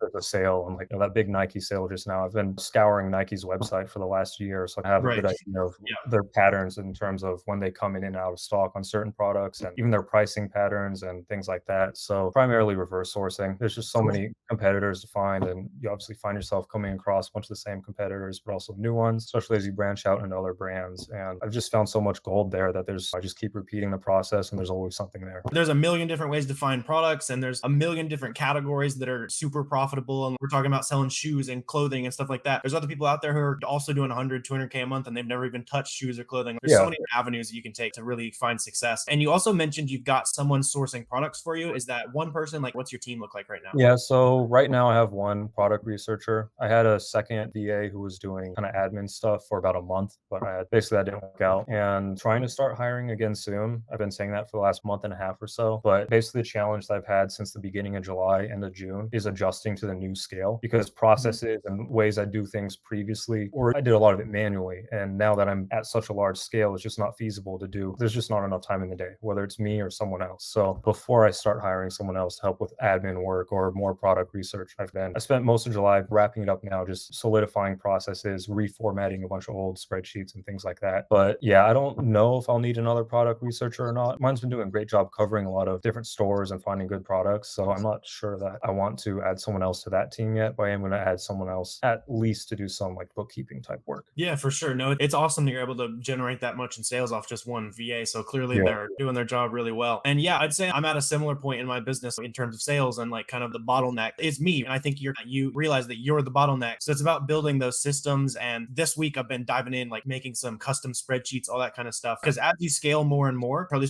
what's holding us both back is like being on top of those restocks and those repricing when you have hundreds of units is way harder than it used to be back at 50 or 100. Or yeah, is that kind of the things you're trying to automate, trying to call attention to certain restocks and repricing? Is that what you're looking at right now? Yeah, that's basically everything you just said. Perfectly describes exactly what I'm dealing with right now. Like in July alone, I'd say probably 80 to 90% of what I bought was just replenishing ASINs that I'm already selling. I have other products I can buy. There's just so many good offers on them that I had to stock up. And it was either you or someone else mentioned, once you have more capital, starting to buy a month's worth of inventory, or a good amount of 2 to 4 weeks worth of inventory instead of just smaller orders here and there. So yeah, just that. And then also I've been readjusting the spreadsheets or creating new ones, like you said. I have this method that might be overcomplicating things. Probably am overcomplicating things. There's Inventory Lab and other apps that kind of give you your profit and loss and track cost of goods sold and things like that. But my method of tracking each individual sale, I keep an eye on everything, even when it's stuck in pending still. Obviously, those sales could drop off, but it gives me a good idea of kind of the velocity of what they're selling at and whether or not to restock. So basically, what average typical sales spreadsheet lines for each item, etc., buy cost, date sold, all of that. But I've been adjusting it to include order IDs and SKUs and all of that. So basically, the future admin VA, right now it's been my product researcher that's been helping me answer a bunch of the backlog data for January through July to basically just manage all the information through there. Yeah, so just trying to build out those systems so that you can say, hey, VA, here's this spreadsheet, here's what we need to restock on based on what's pending, getting a bunch of orders on recently, because there's so much value in that old data that we have. A lot of you guys at home, you've got a bunch of leads on a spreadsheet and those sales are rolling back around and you're not looking at those old sheets. So that is just one super easy example of why you should be constantly referencing that old data and looking through that, making sure it's all recorded very nicely on those sheets. You can use that for some really powerful business insights later down the line. Yeah, so I know we got a little bit high level there, but just to wrap us up, if for that guy who's sitting at home, that guy or girl, they've sold, maybe they're about to make their first sale, they're thinking about starting an Amazon business, they got $1,000 in sales, what would you have to say to that person who's just getting started? Honestly, for me, I don't regret too much that I've done. It's worked out pretty well so far, but the one thing that I do wish I'd learned sooner or had done sooner was just taking the time to learn Keepa, learn SellerAmp, learn whatever software it is you're using. There's so many great ones out there, but actually learn it and understand it, not just on a surface level, but on a deeper level. Because from May through December 2021, I was just doing, I'm not going to get into it, but a very stupid method of combining Jungle Scout with Keepa, but not even using Keepa for the graphs, just to see the offer, the like stock levels of competitors. Oh, that's it funny. worked out. But if I had taken the time, like I had the Keepa subscription for at least 3 months. So if I had taken the time to actually learn it, I could have been making better and more informed decisions. And as soon as I did take the time to do that, everything just started clicking more, going even smoother. So basically get the proof of concept that this is something you want to do and to learn the ins and outs and the basics at a smaller scale. But then once you have that proof of concept and I've decided, okay, this is something I want to do big picture, whether it's part-time or full-time, then start getting deep into the software and tools that you're using. Yeah, for sure. I like that. There's so many, like a lot of beginners, they'll use like way too expensive tools, or they have the correct tools and they're looking at the wrong stuff. So I like that. Yeah. Dig in with Keepa, dig in with SellerAmp, just get the super simple stuff to start and then add on like the Jungle Scouts or whatever the expensive softwares that you want wanted to add on later down the line, you'll be very nicely set up if you have that baseline with those kind of fundamental tools. But yeah, so today I'm with my friend Tom, who's also one of our students in the FBA roadmap. He's been absolutely crushing the game selling on Amazon, coming close to 7 figures in sales in less than a year. So we'll get into all that. But if you would just want to briefly introduce yourself, Tom, let them know a little bit about who you are, how you got into Amazon. We'll just kind of roll from there. Awesome. Hey, thank you for the awesome introduction, Warner. My name is Tom Tran.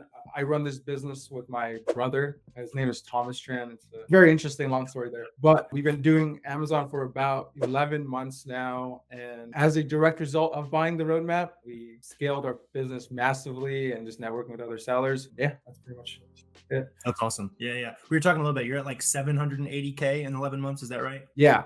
That's awesome. That's incredible. That's super fast growth. That's a little bit faster than normal, I would say. So it's just to level your expectations if you're watching this video, but that's awesome. So how did you end up getting into Amazon? There's tons of other opportunities out there in your internet. What was it about Amazon FBA that stuck out as like a great opportunity for you? So I'm sure like many people that probably watching this, like we've all tried drop shipping, affiliate marketing, whatever's out there. I've probably heard about it or at least dabbled in it myself. So not new to the whole making money online game, but this one made the most sense to me. It was online arbitrage, just flipping stuff from other websites and trying to make a margin on it. And that made the most sense. You're not marketing. Amazon does all of the marketing for you. So it's just buying inventory. That's pretty much why we picked this one. It just made a lot of sense. Yeah. It takes a lot of the guesswork out. A lot of people are like, oh, I want to start a business. I'm 18. And suddenly they're like marketing and creating a brand. Like you're inventing the wheel all at once. And yeah, I definitely tried my hand at drop shipping in college. I ran all the numbers after 3 months and I made like $60 in profit or something. I was like, all right, this is not working. This is not it. Yeah, you're better than me because I lost mine. I think I lost a couple. Yeah. In a bunch of time. Yeah, so that's funny. So do you remember maybe that first item that you're able to find and flip on Amazon? Do you want to share what that item was? Do you remember how you found it? Yeah. Maybe? We were just reverse sourcing. You learn through all the YouTube videos on Miles and Warner's channel. But the first item was a cooler bag from Walmart. We made $5 on it. And then lo and behold, it tanks as most Walmart stuff does for us. So we just, that was the first product. That's funny. Yeah. So just a little cooler. Mine was like a book that I found at a thrift store, that kind of thing. So that's awesome. And yeah, like getting into the Walmart thing a little bit there. Over time, I'm assuming you've been able to adapt and have a lot less price tanking. I know that's something that's really concerning a lot of Amazon beginners. Yeah, no, definitely. The more barriers of entry you find, so the harder it is for you to buy. And as long as you're looking in places that other people aren't looking, I feel like it's easier to avoid price tanking. But if you're just going on Nike.com and just seeing 30-40% off on shoes and you're like, oh, that looks awesome. I made that mistake in the past, but because I saw the sale, I thought the numbers made sense, but everybody else also sees the sale since it's such a big space. I think a big recommendation I have is just like finding sites that you probably never heard of. Just the more low key the site is, usually the better it is to avoid price taking. For sure. Yeah. Those smaller sites, especially if you can find like a coupon loyalty program, something like that. That's where it's at. You see it all the time from you guys buying a product. Oh my, all my prices are tanking. You got to go where other people aren't. So it's awesome. Dropping some gems there. Early on, you were able to find that Walmart cooler. How long did it take you until you were finding items pretty quickly? Like when did things start clicking? Like how many months into your journey was that? Awesome. Okay. So I'll give you guys like the progression. We bought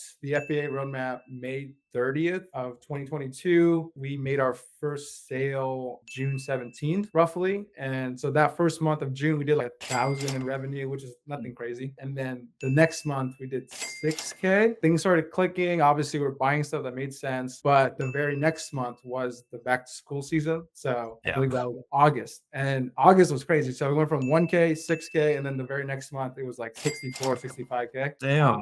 Yeah, so backpacks during back to school season, don't sleep on that. That's great. Fantastic. Yeah. So you're taking advantage of, I'm assuming, like a bunch of merch fulfillment and that kind of stuff? Yeah. Oh, great question. So like most people who are just starting out, I think capital would probably be the biggest barrier to entry. We had some money, but it wasn't like a ton. So what we did was we realized that the payouts for Amazon was a lot quicker when you did FBM versus FBA. So for the first 6 months of our selling career, it was like primarily FBM. Like I would say 90 to 95% FBM. And we did 420K last year. So all of that was FBM. The turn on capital was a lot faster that way. And our credit lines like increased significantly over that 6 month period. So I highly recommend. doing. That's awesome. Yeah, I'm always big on that. I did an interview with another roadmap guy who grew really fast. It's all merchant fulfillment. Like you can get the product, you can test it, you can make the sale like the day you get it. Like you could just test things so much faster, get your money so much faster. It's a massive advantage at the start, and you lose that. Like now that I've been able to outsource a lot of stuff, like I can't see it all in hand, and that's a big advantage that you can have at like small scale. So you can definitely take advantage of that. Yes. Moving forward a little bit, was there a point in your business? What was that moment where it's like, oh crap, like Amazon, this can be a serious, significant income? Was it backpacks? Sounds like it might have been for you. For me, I went on a cruise. I came back out of reception and I had sold like $5,000 in used books or something like that. Do you know what your like light bulb moment was? Like, oh, you're like, oh, this is significant. Definitely. Obviously, there's a lot of seasonal items, but I think I'm sure everybody's heard, but Lululemon belt bags were super hot. Like they were like one of the best bolo-y items last year. And after that period of that huge surge, I was looking at the numbers and we made like plus $40,000 on just one item. And I was like, yo, that's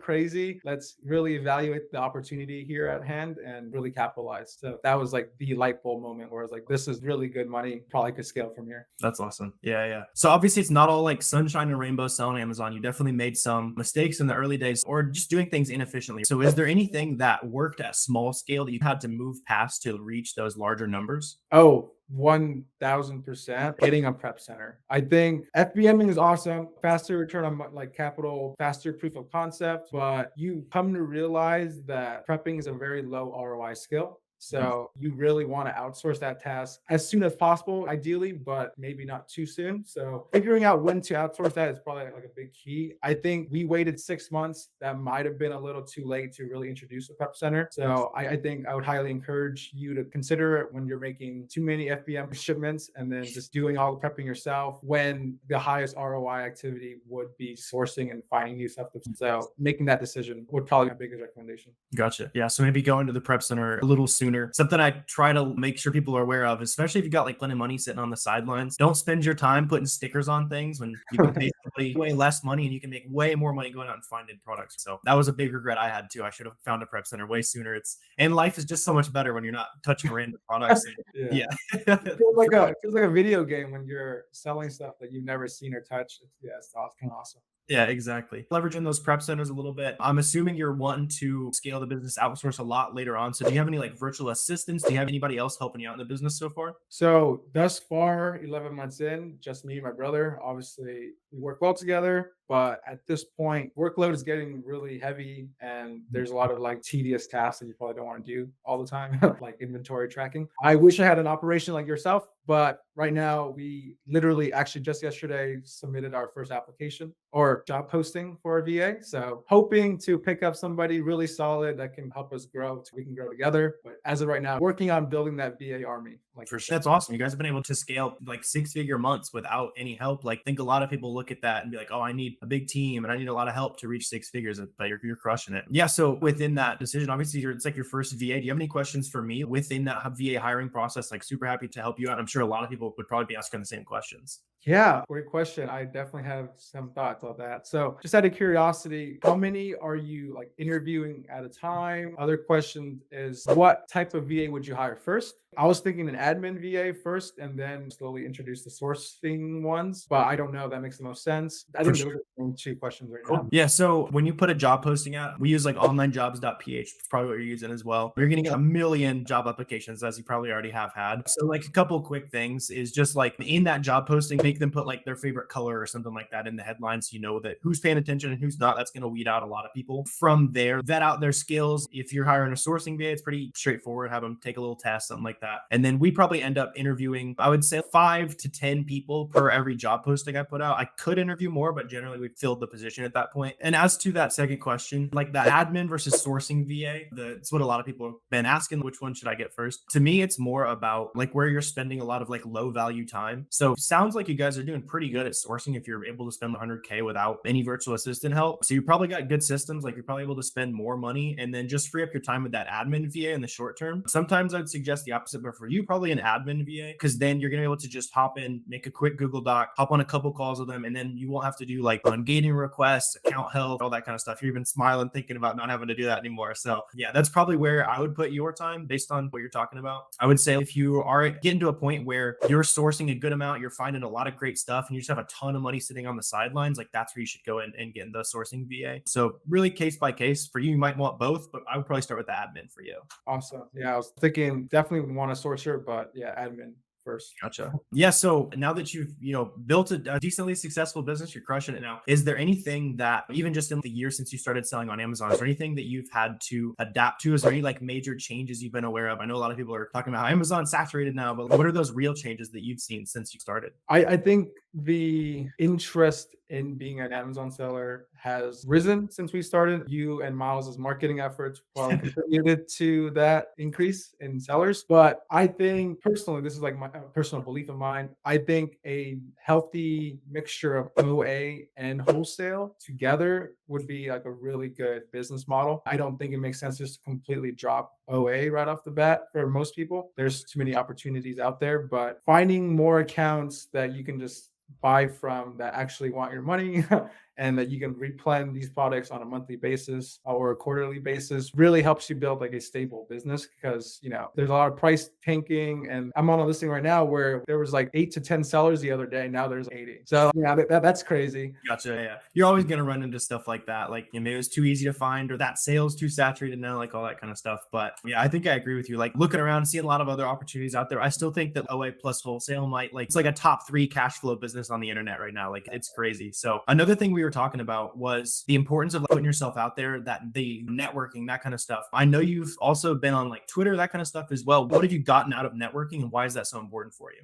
I believe that it is absolutely critical for you to put yourself out there. I guess a little bit about the background and the story. The first Lululemon belt bag that I sold that made us 40 grand. It came as a direct DM from Jimmy FBA. I'm sure some of you guys might know who that is. Jimmy, shout out Jimmy, by the way. Jimmy made us 40 grand. And that was just because I was just talking to other sellers. And that's just, obviously, that's probably the biggest example I have. But not only that, just the power of picking everybody's brain. Everybody knows a little bit something that you don't. There's always something you can learn from other people. I believe that the more you put yourself out there, the more you get connected into the community, you really build this like network, this like mastermind group of homies you can just hit up about stuff. I think that's like really crucial. Yeah, it's also just a lot more fun if you have friends to talk with. Yeah, and a lot of people say don't make connections, that kind of stuff. Do you have any advice for that newer seller? What should they go do? Should they make a Twitter page? Should they jump in a Discord? Like, how was that early networking process for you?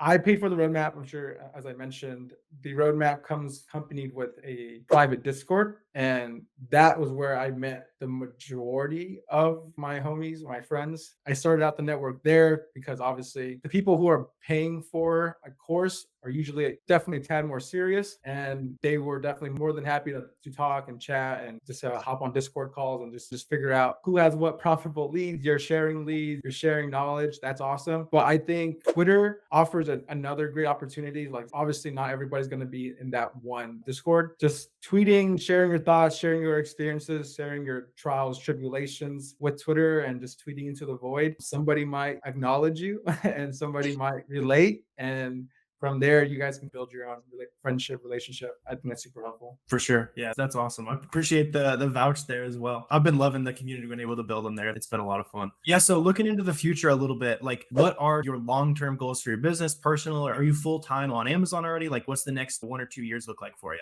Awesome question. So prior to Amazon, I was a real estate agent, doing okay to taking advantage of the COVID boom, but obviously it's a little bit more uncertain these days. At this point, I'm pretty much full-time Amazon. I don't really do too much in that industry. The longer term picture, the vision me and my brother often talk about is being able to have a location independent business. So we're going to obviously leverage prep centers and live in Southeast Asia for a period of time. That's the overarching goal, just running a business from a laptop, living that lifestyle. That's awesome. Do you have a destination in mind over there? I spent a few months in Southeast Asia. Oh, that's awesome. I'm Vietnamese, so I've only visited once. I was born there, but I really love the culture. The food's awesome. I think it's top 5 in the world, but I might be biased. I want to live there for at least a period of time. And then obviously Thailand and Indonesia, Bali, all that. at. But where were you at? Yeah, I studied in Hong Kong for a semester. I visited Ho Chi Minh City for a few days though, so Cool. I've been to Vietnam. It was really cool. I went out on the Mekong River, all that kind of stuff. So yeah, that's awesome. We got to get you over there. It's like permanent vacation once you kind of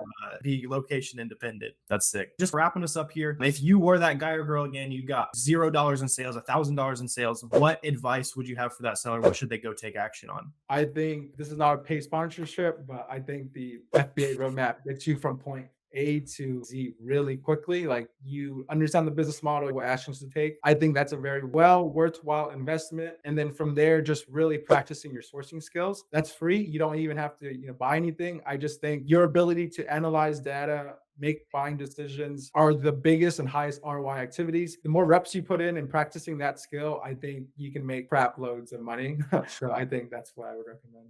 So real quick, if you're watching this video before May 29th, you have an awesome opportunity to jump into the FBA roadmap, just like Tom did to scale his business. On Monday, May 29th, we're adding a ton of new content. We're updating a ton of old content. There's over 4 hours of new and updated content in this update. It already was, but now I am certain that this is the best OA guide on the internet. There's nothing else like it. So if you want to take advantage before May 29th, we're going to raise the price by $50 on the 29th, so you can get it a little bit cheaper, get all that extra value. You're going to get 14 plus hours of content, a private Discord. You're going to get weekly Zoom calls. You're going to get downloadable guides, pretty much everything you'd need to be able to scale your Amazon business successfully, all for a one-time fee. So go ahead and check out the FBA roadmap down below before Monday 29th when the price goes up by $50. We've had literally thousands of Amazon sellers take this course and find success. But if you hop in and don't think it's for you, send me a message. Within 2 weeks, I'll give you your money back, no questions asked. If you're not going to make a ton of money off of it, I don't want to make money off of it either. Go check it out before the price goes up. Let's go back into it.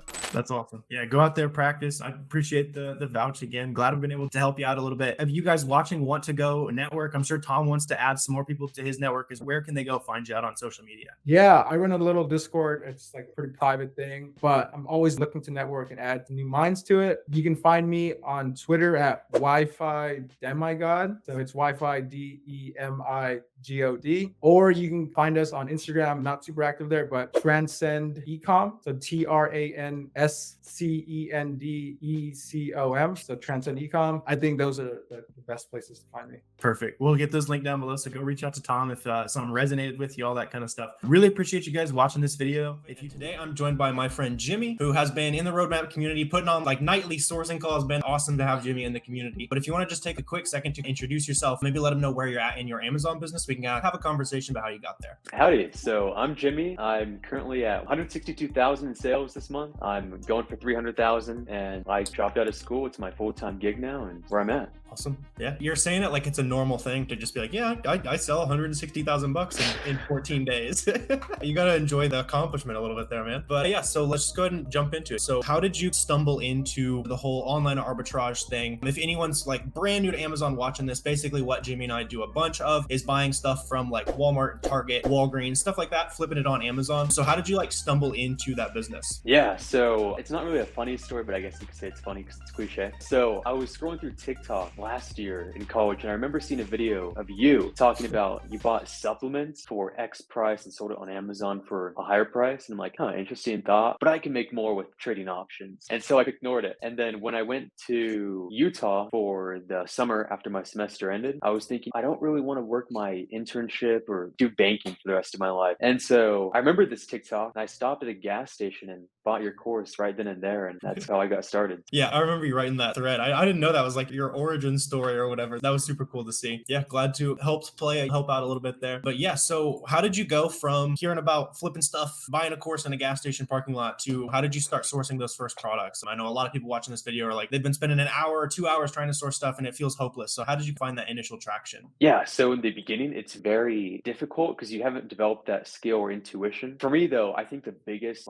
value to the course was the community, because I asked around and I said, hey, I can't find anything. And I get people DMing me saying, hey, check this one out. And one of those items is Colin Broom. So once you have a super good lead, once you have a super good lead like Colin Broom or Balance of Nature or whatnot, you can source off that listing and it's very easy to find stuff. And so that's what got me jump started. And I sourced for 8-10 hours a day for a week or two. And then after that, it just became a breeze, just smooth sailing. It just takes practice. So yeah. So to fill in the lines there a little bit, he's talking about going back to like very popular arbitrage listings, kind of stuff that gets it's, super popular in the community. Those things you mentioned now are not quite as good as they used to be, but you can go to those listings, start using SellerAmp, just looking at the other storefronts on that listing and really get an idea of what other sellers are selling. I think it's really smart, even though reverse sourcing isn't the most efficient way. At the very beginning, I think it's the best because you're gonna be able to see, oh, that brand is sold by a bunch of guys. I should look out for that brand next time I'm sourcing. So you're just gonna be picking up little tricks like that. So yeah, you're learning reverse sourcing, learning the ropes there a little bit. How long did it take you to start really being able to be like, all right, this is something significant, because you dropped out of college for it? So what was your timeline looking like? So I guess up until Q4, I was doing like 20 to 40K in revenue a month. I think the big thing I saw with scalability was just those websites where you can purchase so much more than others. And it's the low hanging fruit. In the beginning, you're focused on the super high ROI. But once you go down to the low hanging fruit, you see the true scalability in it, what potential it has and whatnot. So that was my turning point. Yeah, for sure. So what month did you start in? June. Got my Okay. first sale Yeah. June 1st. That's crazy. So started in June, and in December, he's going to throw up like probably what, $250,000. What's your goal for the month? My goal is 300,000 in revenue and then 100K in profit. That's crazy. Yep. There you go. That's an ROI on starting a business there for sure. Yeah. So at this point, another big question a lot of people are asking is like, how much time is that actually taken to run out 100 grand in profit this month? So if you have a prep center, it depends. If you don't, probably like a full 12 hours for 2 weeks. It's horrible without a prep center. And that's Sure. where I'm at right now. But without a prep center and just with buying replens and leads I already know are good, I would say probably 2 to 3 hours a week. Yeah, that's not too bad, right? You're building the initial system. Yeah, when I was starting, I was spending those crazy late nights, right? If you're getting into this business, you're watching this video, don't do it if you're expecting it to be the passive stuff you see all over. Hey, I'm running my business from my Lambo, like classic scam stuff there. But be willing to put in the hard work, and clearly it's going to pay off, right? But I don't know if many of you guys watching the video are going to go from June to December and you're making 100 grand, but Jimmy's the proof that it's possible. So breaking that down, going from a little bit of reverse sourcing, all that good stuff, is there anything more recently been implementing in your business to maybe be a little bit more efficient while you're sourcing? In terms of sourcing, not really. The big thing for me was networking, talking to other sellers and whatnot. Because once you form a friendship, like a group of people, you get put in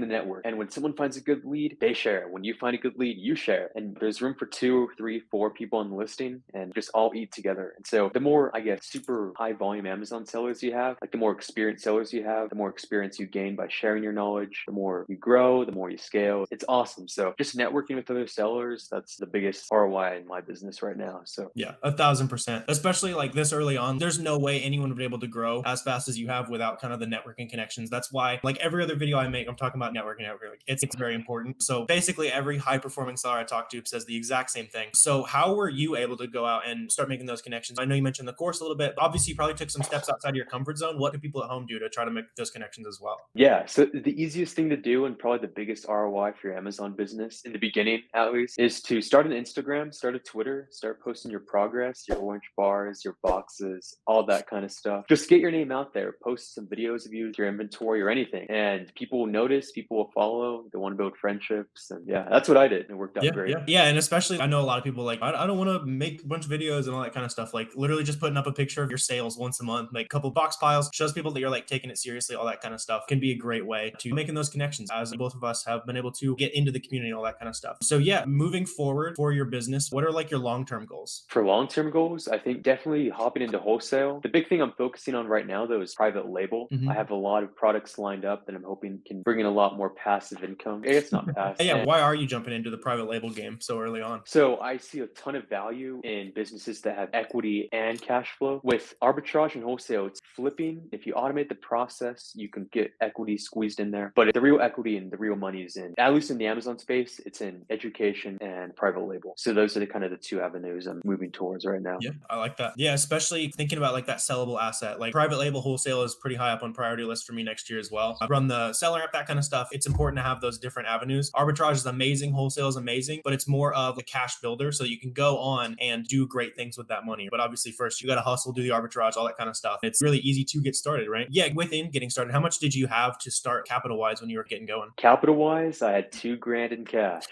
Yeah, so clearly it's possible to grow. I assume there was a little bit of a credit card leveraging, that kind of stuff in there. Yeah. Of course. Yeah. So I generally wouldn't blanket recommend that to guys. Clearly it does work. Just make sure you're buying stuff that you're super confident in. Going back to what you were talking about, I don't hate the idea of using credit cards, that kind of stuff, especially for those guys with experience. You're talking about that low volume, very consistent selling stuff. Like those are great products to go in if you're going to borrow money, that kind of stuff. I assume that's why you gravitated towards that, because it's like way lower risk. Like the high ROI, slow selling stuff, the next day it could be negative 10%. 100% ROI if you're not careful. The super high volume stuff, probably not going to be the case. So that's why jumping into that high volume stuff, I imagine that's the thought process there. So yeah, that works out really nicely. Just making sure it's way less risky. Obviously, it wasn't that long ago that you actually did get started, but if you had to go back to June and tell yourself, hey, do this differently, what would you do? Ooh, I don't know. I feel like I did everything in just by the roadmap, by the Sure.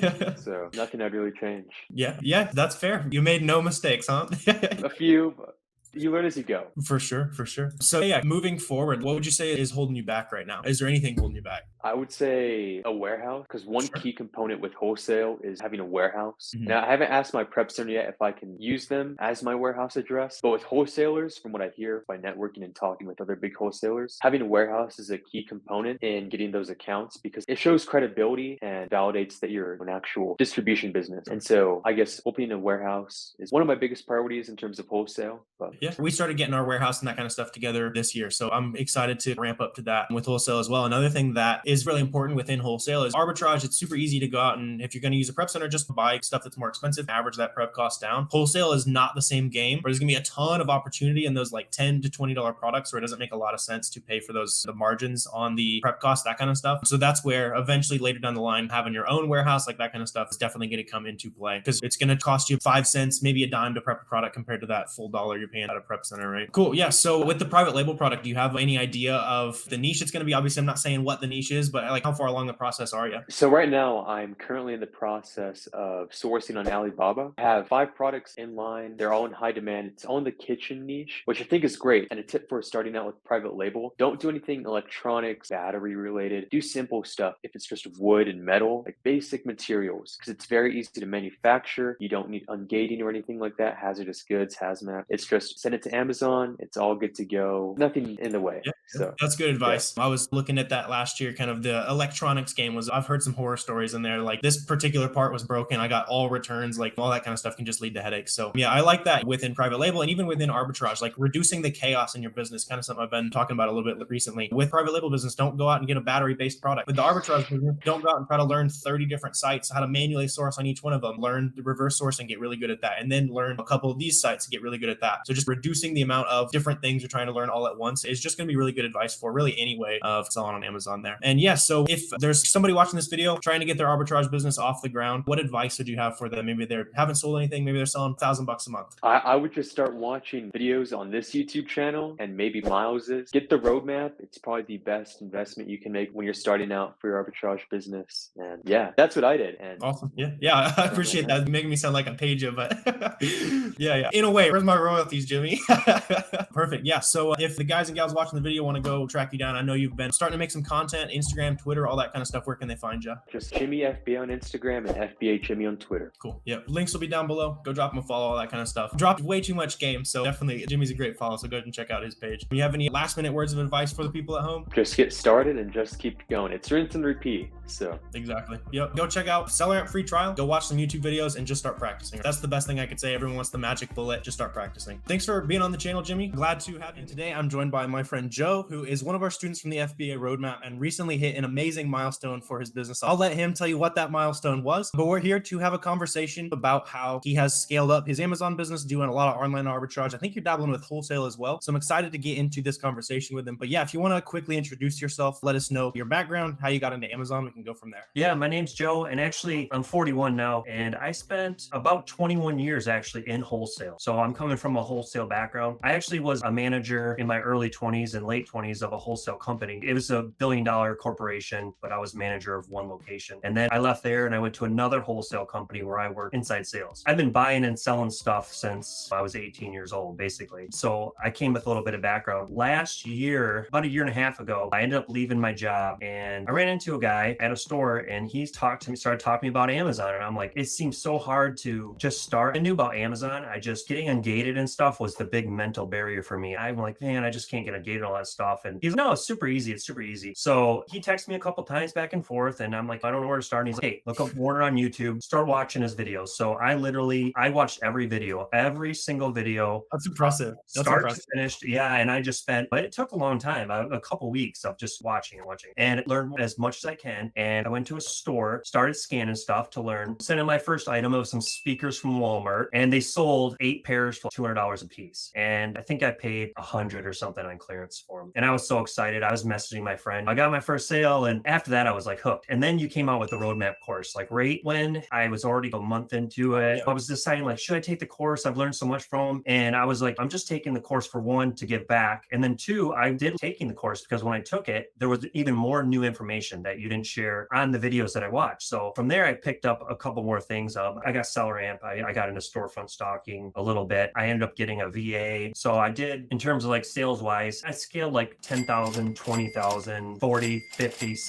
60, and then I went to $110,000 a month like last month. Amazing. Yep. Yeah, it was. I never thought that you could do this. Like, ever thought you could do that. The profit was around 20,000 in profit, plus break 10, plus cash back, and that's not even in there. And that was just bonuses. I was getting those checks, and I was just giving them my wife the bonus rate injections. Yes, that's She was like, thing, "Where is this coming from? This is awesome." So yeah, I scaled up from there. I actually ended up getting a VA back in, I think, in June. So I watched your VA training guide and the FBA roadmap, and that's exactly what I did. I went to exactly how I said, online jobs, and post ad. I followed everything you said. I took another course too in the beginning, somebody else's course. It was also an excellent course. I merged the two to what I was doing. And I think if I advise for anybody, just learn as much as you can. Don't be afraid to invest in yourself, to take courses, to just better yourself. Because what you've learned, what I've learned, what we've all learned is just, it's invaluable. And it'll break down a lot of those mental barriers people have to try to start. Yeah, I appreciate the good feedback there. I promise I didn't pay for any of this. It's not paid. That's amazing to see that you're like in January just trying to figure stuff out. And now it's over $20,000 a month. You got that cash back, all that good stuff. I was realizing the other day that I basically live off of the credit card points and the Rakuten checks alone. I'm sure you're probably getting pretty close. And so it's just an awesome byproduct of the business that's already profitable, right? But there's a lot of people watching this video who maybe they got one product or 5 products, or maybe they found 10, 20 products. They're figuring it out, right? At the beginning, what was that low hanging fruit, the easiest opportunity for you to find just those products to prove the concept, not necessarily the home run products? How were you finding those products? I'll tell you what, right at the beginning, after I took the course, I remember even posting in the Discord group. I'm like, hey, I can't find anything. And I'm telling my other friend, I'm like, I don't know if I can figure this out, but man, just keep at it. Every day it snowballs. You get better, and everything you've learned, you just keep putting it to practice. It's going to pay dividends. I do a lot of keep the data sourcing. I use that a ton. You just visualize what you, like a perfect Keepa chart looks like. What would you want to sell and what does that chart look like? And you can almost just put that into Keepa and just spit out a ton of ASINs to just start going sourcing through. And that's invaluable. I have a VA do that. I just give them what to put in there and have them go through, because there's a lot of just digging, just dig. And you'll end up finding super hot websites that way that you've never heard of, and just go on that rabbit trail. Just keep sourcing. I use SellerAmp. I'm not pushing anybody, but I literally use that thing every day, all day long. And one day it was down. I just did not know what to do. Like I have other software to use that I could use. It's so much easier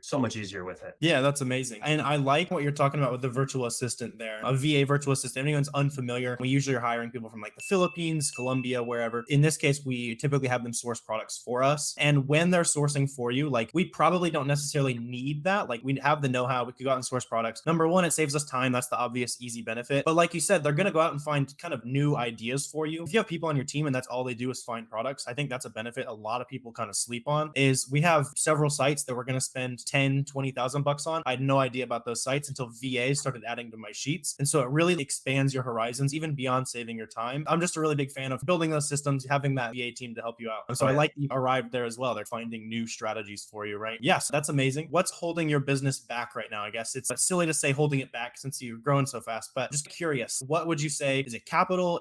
Was it number of leads? What's holding you back? I don't think capital is holding me back. It did a little bit in the beginning. It takes one thing that I didn't realize, just how long it takes to get your money back, cash flow. That's like a huge thing. You're just waiting. You want to hit the pay me now button on Amazon like constantly, but you try to avoid it. I do, because I feel like every 2 weeks it'll just pay off even bigger. But I think the one thing holding me back to go up to maybe another level is just getting one more VA. I want to make sure, granted, I made a ton of money last month, but a lot of that money goes back into inventory to buy for next month. You get like you're on a boat, you're going through the water and you're waiting to plane it out. And once you plane that boat out, you're getting all that money coming in. But it takes a while to get on that plane to get that consistently making that $5, $10, $15, $20,000 every month. And without having to put it back constantly. But right now I am taking money out to live, obviously. Good, yeah. So I'm taking money out. It's fully supporting me, myself, full time doing it. But obviously you want to take out even more. So I think the key is I want to invest into another VA for one, to find more leads, but also as a buyer. So to buy my replants, it'll take some time off my hands. I don't know exactly when I'm going to do that, but it's soon. Just when I get comfortable enough where I'm like, okay, I can jump up one more step, I will. Yeah, getting a buyer was a pretty big change for me. It's interesting. I think a lot of people hit a wall around like 100 to 120 a month, like in that range. You may end up being there for 2 or 3 months until you do figure out your systems a little further. I was there for 4 months or so this year. And the biggest thing that helped me break out of that was training my manager to do a little bit of the in-house work for me, and definitely having that buyer. Like, it just frees up so much time. You don't think about it when you're at like the small scale. A lot of you guys at home, like, you wish you could go swipe your credit card for hours, right? When you have that problem and time, it becomes your bottleneck. Like, it's, oh my, I have to type in credit card numbers for 2 hours now. So then having the buyers, like, it's a very nice asset there. So I do want to get some value for those guys who are trying to find their footing, right? Talk virtual assistants, that kind of stuff. Curious, when you were starting out, is there anything that you would have done differently to get where you are faster, make more profit? I know in the beginning, a lot of the guys are looking for the super quick way to hurry up and jump on, and I was to kind of get cash flow. But in the end, a lot of those listings, the quick way usually tanks the best, easiest way. The best way that I found, I have a few ways that I do it, kind of proprietary ways, but the best way that I found that I could basically give away is don't sleep on the really good websites. Stalking, a lot of people do storefront stalking, which is just fine. It's very valuable. You can find some incredible leads. Some of my best ASINs have come from there too. But my absolute best ASINs came from just going right to websites that you found, not just Walmart, not just the smaller, the mom and pop ones, the ones that are willing to work with you and not cancel your orders. The best advice I have is just dig. I do have a little bit of advice. I do a fair amount of Amazon to Amazon flips, actually a really good amount of those. And I actually use Smart Scout to do that. I don't know if you ever heard of it. Yeah, for sure. But yeah, Scott's software. And I use it in a different way. I wouldn't say that it would be good to flip, but there's a way to search in Smart Scout. I probably have to show you, but you can basically spit out ASINs that are highly profitable to do a flip, an Amazon flip. That means buy from Amazon on one listing. They'll go out of stock pretty quickly and then sell it back to them quickly. Yeah, I did that this summer with a lot of back to school stuff and did really good doing that. So that was just like a little gem, one little gem that I do. Yeah,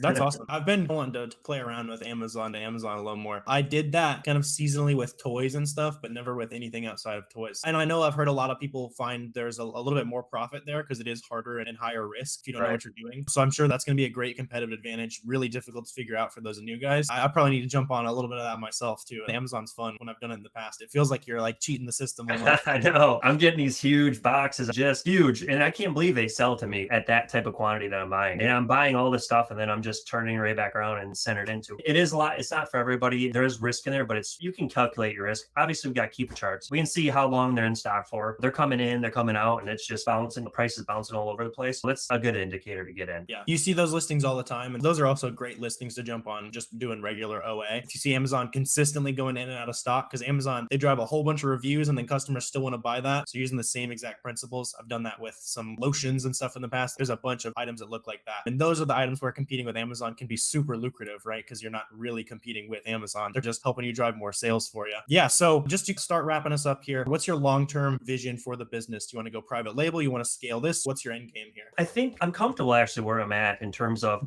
I want to keep my work-life balance. So I don't need to scale to the moon. I do want to scale a little bit more to buy my time back, basically. And that's it. I don't need any more money. I don't even need half of what I'm making. So just buying my time back would be something I want to do, but it's hard in the beginning. I'm only 6 months in and there's a lot going on, systems that I'm putting in place, and I got to work. I'm doing my own prep still. I've got to help her to do it. Yeah, that's a huge thing. I don't even know how I do it, but I got to help her with it. And so I'm actually going to be still doing it, but I'm going to hire a full-time person to do all the prep, just like having a prep center, but at my house. And so I can save, I figure I'd save $40 an hour doing that over a prep center. Are you in a sales tax free state? No. Okay. So that's going to be the other thing that might bite you. So if you ever start buying like expensive stuff, you could probably do like a combo model. I do that. Like any of my tax exempt stuff, I still ship to my old house. My sister does a lot of that work for me. And then our expensive stuff goes to sales tax free state. So you might consider doing something similar because a lot of times you pay $1 for prep, but you're saving $4 in sales tax. So it works out pretty nicely there. With that, my question is, aren't you really paying that tax anyways at the end of the year? So if I bring it in here and I'm paying $6 for the sales tax on $100, that's basically a write-off at the end of the year. So I'm basically giving the money to the government for a year and then I'm getting it back at the end of the year. Because when I go to my accountant, I'll say, hey, I paid tax on this already. He's going to say, oh yeah, write that off. So either way, you're still exempt. Yeah, I guess you just get taxed on it, but But the other thing, you're giving them money. If you have cash flow problems, that's an extra 6%. You're cash flowing now Right. versus the end of the year when you get it back. Yeah. I think it still makes more sense to ship to sales tax free, but you're right. You do get extra deductions, and if that's what you're comfortable with, and Yeah, I don't know. I was like thinking to myself, I'm like, I don't know if I need, because there's a really good prep center in Michigan, and I was talking to him, and the only thing was like, oh, I got to pay this I'd rather not pay the 6%. And I got to talking to him, and I'm like, wait a second, I got to get that back at the end of the year if I pay it ahead of time anyways. But it's all cash flow deal. Yeah. And sometimes it can be worth it, especially if you're doing it in-house. Like that's going to give you an element of control, and it's also going to allow you to implement a lot more merchant fulfilling. If you're going to do that in-house where you're paying sales tax, definitely take advantage of that, because you're going to have a leg up on people who are just doing straight to the prep. Because, if you're going to provide extra work for yourself, you might as well use that competitive advantage there. I will give anybody, I don't know if you're into wholesale a little bit, but I'll give you a tip on wholesale since I spent when you call these wholesalers, typically you get me on the other line, an inside sales guy, you're trying to set up an account and stuff, but typically don't say that you're the owner. Usually the owners rarely ever call you. I spent 20 years inside and you never really hear from the owners. What you hear is from the purchasing agent. So not just Warner Field, the owner, I'm Warner Field in purchasing. So which you're in purchasing. That to me, it's more of it's not a cover, but you get somebody like, why is the owner calling? They must be a pretty small company if the owner's calling me. That's fair. That's a good little nugget for the wholesale guys here at the end of the video. Yeah. I have to start thinking about that too.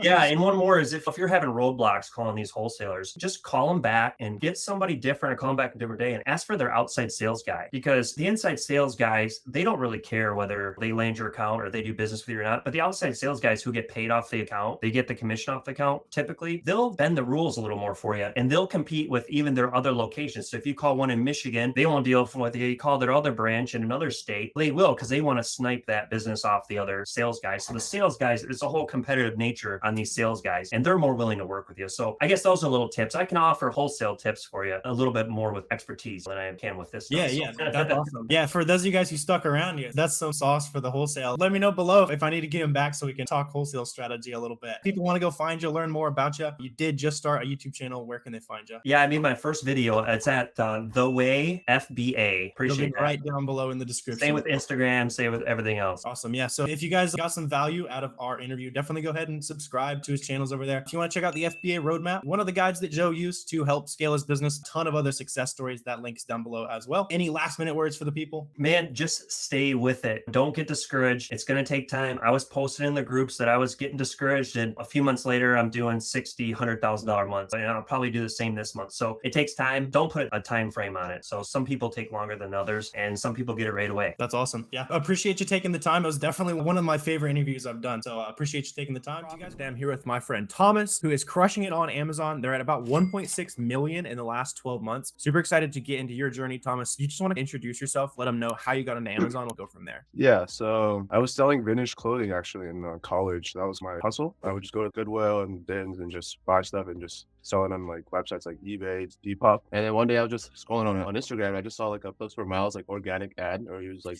I don't know what he was doing, but and then he just course in the bio, and I was telling my brother about it. We didn't do it for a few months, and then finally after I graduated, which was like last May, we just decided to hop in. And so it's already been about a year and a half now. Yeah. Awesome. So super quick growth, and we've actually already had your brother on the channel, Tom. So it's a cool like continuation of yeah. You guys have done another Exactly. like 500,000 in sales since I talked to Tom, I think. So excited to break it down, see where things have changed, and just get back to the basics first though a little bit. So most people watching this video, they're probably trying to start sourcing their first couple products. Like what was one of those first products that you found? Like how'd you find it? How did I find it? You just gotta look in the big websites. So I think our first product was these like Walmart like cooler bags, and yeah, they just made sense at the time because it was like around the summertime, so it just made sense, and we just bought it and we made like a few bucks on each one. Yeah, you're just getting that proof of concept. Are you buying online right away? Yeah, online right away. We haven't done much ROA in this whole business at all, actually. Gotcha. Some people start going to the clearance aisle, scanning stuff. What made Amazon, especially just like buying from Walmart.com, flipping on Amazon, what made that so much more interesting than you said you tried some other hustles? What was like, oh, this is like a significant opportunity for you? Just like the scalability of it. When you go on vintage shopping, like you can only buy one item and you have to take measurements for one item, take pictures for one item, right? But when you're selling on Amazon, you could buy 20 to 50 to 100 units, and you don't even have to take photos. Like the listings already exist, and you just hop on as an additional seller, and you can sell 20 units a day, 50 units a day, like I said, 100 units a day. Just like scalability of it. For sure. Yeah. So you're going to Walmart.com, you're sourcing that cooler bag, right? So walk me through the growth process. How long did it take you for for things to start clicking? What were those first couple months? Did you crush it right away? Was it hard? What'd you guys think? Yeah, I definitely think it was pretty hard, just a pretty big learning curve. So I think our first month we did about $1,000 in sales. So after the net profit, it's probably like a few $100s. And then the second month we did 7,000. So it started making more sense. And then the third month we actually did 60,000. So after 60,000, that's pretty decent profit. And that's when it started to really make sense to me that I could make some actual income from it. That's awesome. Yeah, for me, it would take you play the comparison game really easily, right? Like back in the Yeah. day, it took me literally, I want to say 5 months to do my first $1,000 month. Now you guys are watching the videos, you're tossing up on month one, that kind of thing. Yeah, Some people do I 10K know. in their first month. It's crazy. People are crushing it these days. And just the first 3 months making like 100K or something, doing 100K revenue. Yeah, it is definitely crazy. I think the times have definitely changed. Like the information out here is just game like life changing. Like back then, it'd be harder to do 100K months, but these new guys, they can do it like easily. Yeah, I love that. So you're talking on 1 to 7 to 60K right away. What were Yeah. some of the specific things you were implementing? What were some of the big takeaways from that period? Yeah, so I'm a big FBM guy. Like, I think FBM makes you learn the business faster. When you're sending stuff FBA, you won't understand how it sells until the extra 2 to 3 weeks turnover time. But when you're doing FBM, you can just buy the same day, you get it in, and you can sell it the same week, and you can understand why the product works or why the product doesn't work. Yeah, for sure. So a lot of just like FBM kind of being able to just learn the ropes way faster. Was a lot of that 60K, was that mostly merchant fulfilled? Yeah, so for our business, basically all of 2022, so since May, we did, I would say 80% FBM. Like everything was FBM until this January. Yeah, that's awesome. What made you want to start dabbling into FBA, starting FBM? I think just it comes to a point where you can only do so much FBM. I mean, You can only drink so many energy drinks and throw stuff in only bags. some, yeah. And then when you have enough capital, you can wait longer to turn it over. And also a big part of it was that I live in California, so the 8% sales tax was just getting a prep center is just a no brainer. Yeah, that's brutal. Like for me, I was paying almost 10% starting in Arkansas. Yeah, You yeah, work that's with the person, crazy. you pay them $1.50 a unit, and you're saving time and money because you're paying 0% Yeah, income. exactly. Right. Exactly. You actually save money after $15, $16 buy cost or something. Yeah. Yeah. So something that I think is really interesting about how you and Tom are running the business is doing it as business partners, right? Most people I talk to on the channel are just one man show. Maybe their spouse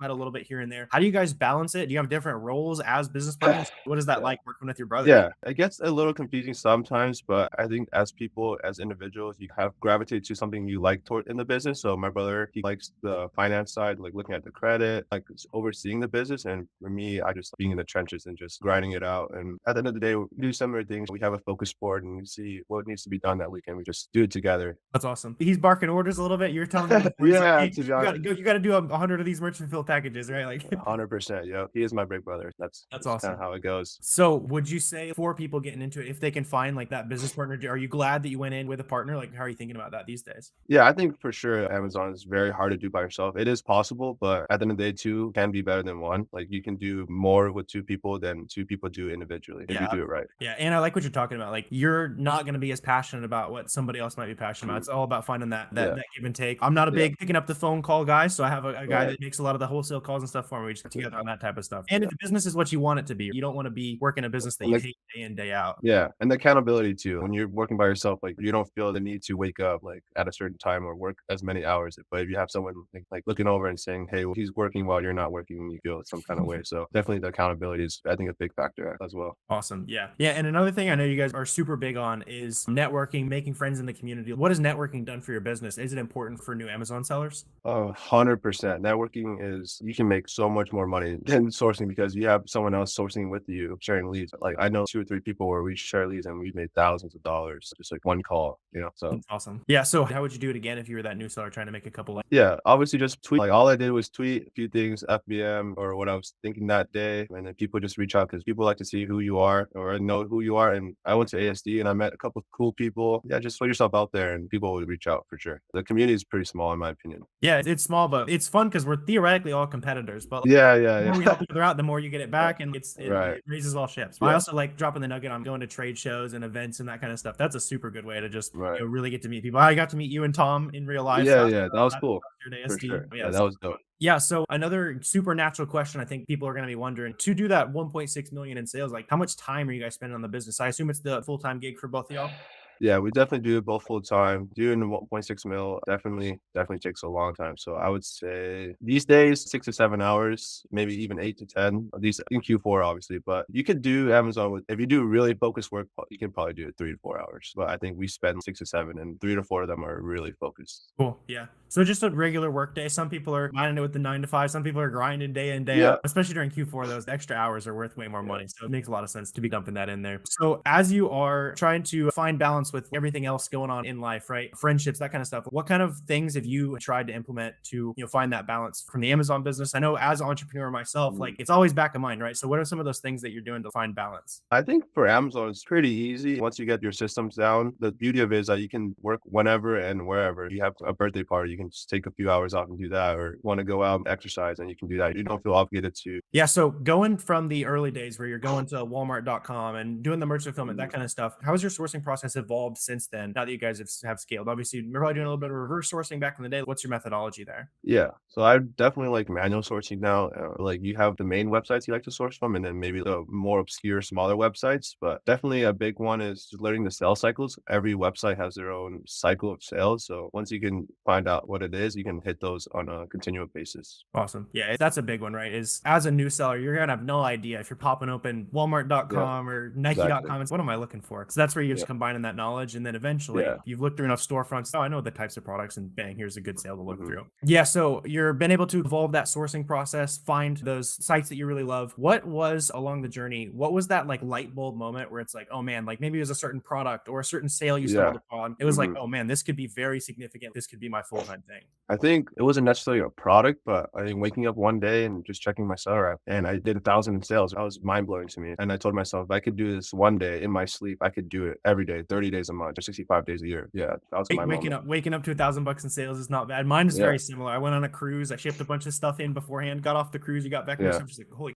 I made like 3 or 4 grand while I was gone. Like Yeah. those eye-opening moments are super fun. So if you guys are watching this video, you got one of those eye-opening moments, I'd love to hear what that is. If you guys want to drop that down below as well, it'd be super cool. So as you were getting into Amazon, obviously there's tons of great information, tons of misinformation out there. What was one of those misconceptions that you had that just turned out to just completely not be true? I think a lot of people show their wins and show how successful they are. It's not really all sunshines and rainbows. There's plenty of things that can go wrong. Deactivations recently, listings can get deactivated as well. Accounts. There's a lot in the shadows that makes Amazon scary, and it's not Sure. really, like I said, all sunshines and rainbows. Yeah, absolutely. There's always going to be like platform risk and that kind of stuff. It's just the nature of the game, unfortunately. But we always try to be super open and honest on that kind of stuff. Yeah. Hopefully, none of you guys watching this video are getting hammered with that kind of stuff. But a nice benefit of this stuff that I've been seeing going on lately, I don't know if you've seen this, but there's like a lot of lower seller counts because there's way less like counterfeiters and that kind of stuff going around. So I Yeah, think it's yeah. going to be a way more profitable Q4. It's just Yeah, kind I of think- some yeah. legit sellers getting hit with stray bullets, unfortunately. Yeah, I agree for sure. Yeah, and another thing that sellers like you are trying to grow the value of their time, that kind of thing. They're leveraging VAs, prep centers, all that kind of stuff. What are you doing in terms of team building? Have you dabbled in that at all? Yeah, so I think earlier this year, yeah, we picked up 2 VAs, and then recently picked up a third VA. So we have 3 Nice. total right now. Sweet. So all sourcing products for you full time? 2 of them sourced, and one of them is for admin. So Nice. Yeah. Oh, Yeah. I waited way too long for that admin hire. It's Yeah. so nice. Like the IP I- complaints and the ungating. Yeah. It's dude, yeah, you can make your admin even like revenue generating in a sense where she can do reimbursements for you. So and she makes money for herself because you're probably not going to take the time to reimbursement claims, but she could do it for you. yeah, you're just grabbing those invoices, that kind of stuff. That's Yeah, the big one. exactly. So with your VA team, like what's your philosophy on like training, sourcing VAs? Do you have any bonus schemes? Like how are you hoping your team become better?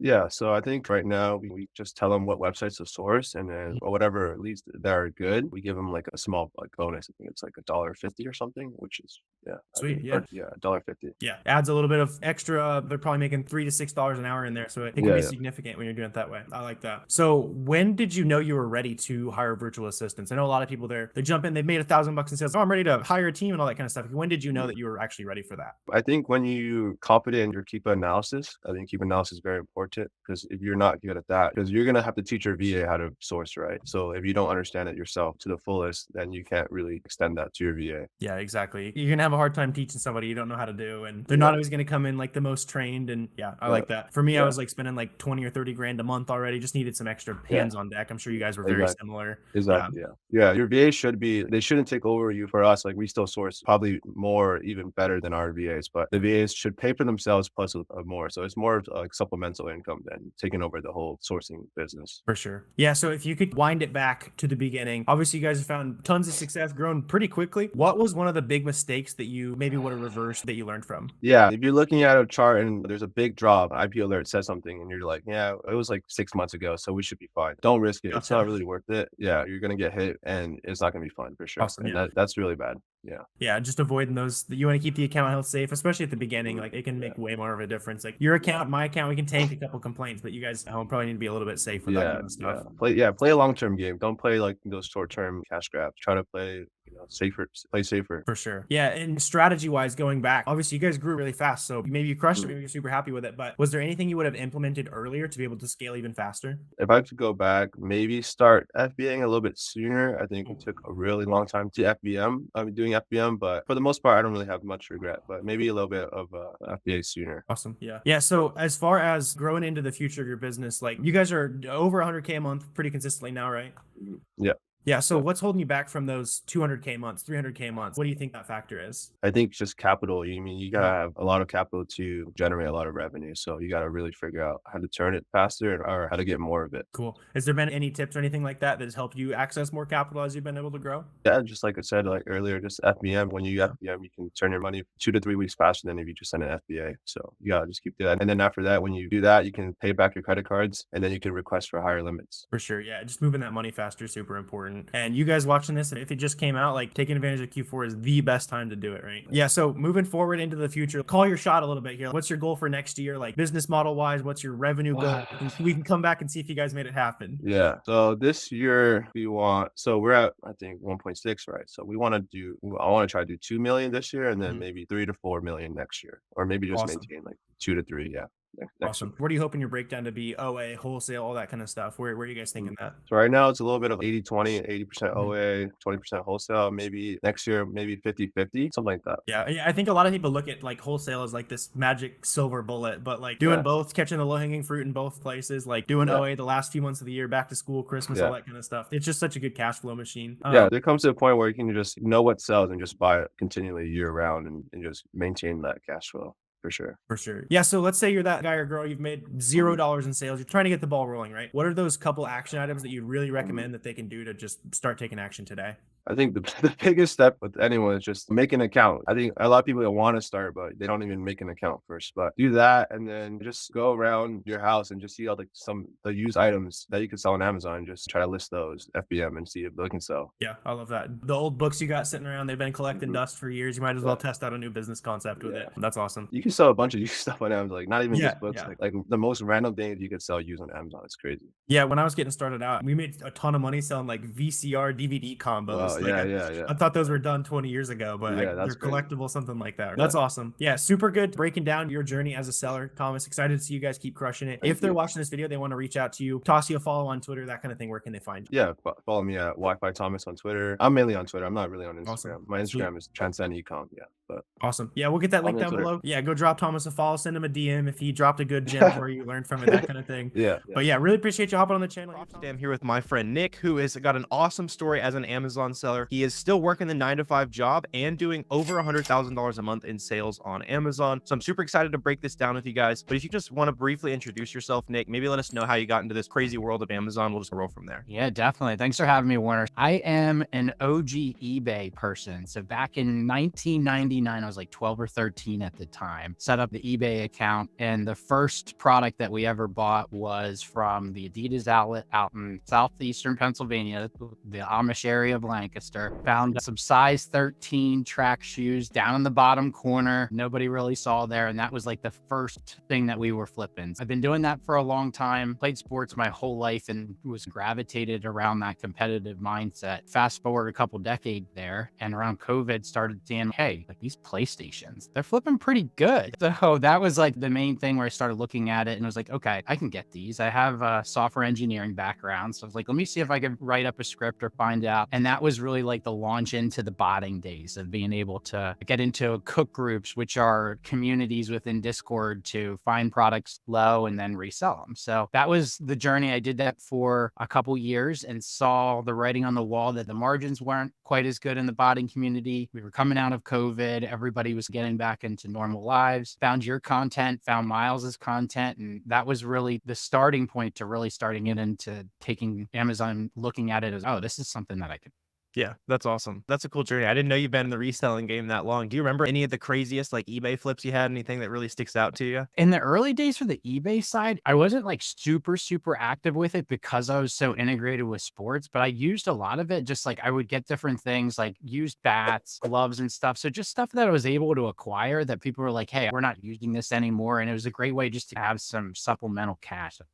Yeah, that's awesome. Honestly, if you guys are watching, you're like, oh, man, I want to start Amazon. I got $200 though. That's still the way to do it is you're going out there finding cheap stuff, hitting the thrift stores, like whatever you got to do, build up that money. And then you stumble into opportunities like pools and PS5s and all that kind of stuff, turn it into that real Amazon business. So through that process, do you remember what was that first item that you sold on Amazon? Because it's totally different. Like with reselling stuff, it's, oh, this makes sense. Used bats, cheap. I see why people buy it. PS5, it's hard to find. On Amazon, it's, what is happening here? Why are you buying this? Do you remember what was that first item that you ended up selling on Amazon? Yep. First item was actually the Disney mugs. They were 50th anniversary edition. So I had a couple of those. I listed them FBM and then I took almost like a year off from doing it. I don't know why. Like I had the account set up. I didn't do anything with it. And then it came back around and I was botting Legos. I had a bunch of Legos that I was botting around Q4. I didn't have them listed in time for that, but those were some of the first ones after watching your content, watching Miles, getting the gist where that was the turning point to be like, okay, I'm going to take this serious now. I gotcha. Yeah. So as far as like botting goes, would you say that opportunity is completely gone? Because I know some people are still thinking about doing that type of stuff. No, I think it's a great supplement. Use your experience regardless of whatever you have. If it's eBay, if it's botting, if it's something else, any of those types of things, once you have that as a skill in your toolbox, don't forget about it. There's different modes that you can create that different sellers may not be thinking about. So if you have a skill, whatever that skill is, look for different creative ways to incorporate it into your business. And that was one of the big things that I looked at was, okay, I have this previous background. Before getting into Amazon, how do I take some of that and then apply it to this new business opportunity that's here? Yeah. And I've seen you do some crazy stuff in the lab using that background. We'll dive into that as well. But for that guy or girl, they're probably watching this video. They're trying to get started on Amazon. So you mentioned it was the mugs. Do you remember how you stumbled across that product and like how should that new seller, how should they find their first product? Yeah, I think so. It's going to depend on how much initial capital that you have to start with. So if you're a newer seller and you're time rich and you're cash poor, I would agree with all of the rest of the guidance of starting with retail arbitrage. It gives you the ability to be able to grab a product, you can feel it, you can touch it, you can see what the price is for it, you can use SellerAmp directly in there to scan it. It's such a great way to start learning products and learning how to read data. If you have a little bit more capital to work with, then same type of thing, going on online arbitrage and being able to apply those different skill sets. So I think it really depends on what your initial starting point is. And more importantly, what are you good at? If a specific niche and you already have a skill set, like you came from botting shoe world, that makes perfect sense. You're an outdoor person, go start looking at some of those areas. So go with something that you have a passion or previous knowledge in and apply that to your Amazon journey. Yeah, that's super useful. It just keeps you more interested at the beginning too. If it's like something you're already somewhat familiar with, then it's not just, why am I throwing makeup into a box? This stuff's confusing. Like, yeah, I like that. And then in case you guys are brand new, all the online arbitrage, retail arbitrage, that's just buying from either websites if it's online or retail. We're going out to the stores, that kind of stuff, just in case it's the first time you heard those terms there. So you're taking advantage of the mugs and getting the ball rolling. Sounds like you forgot about it for a while. At what point in the business did things start clicking? You're like, okay, I'm able to start finding items pretty consistently. And I know a lot of people, they just never get to that point. So like, how much time did you put in the business before you started to be like, okay, I'm getting it now? Yeah, it was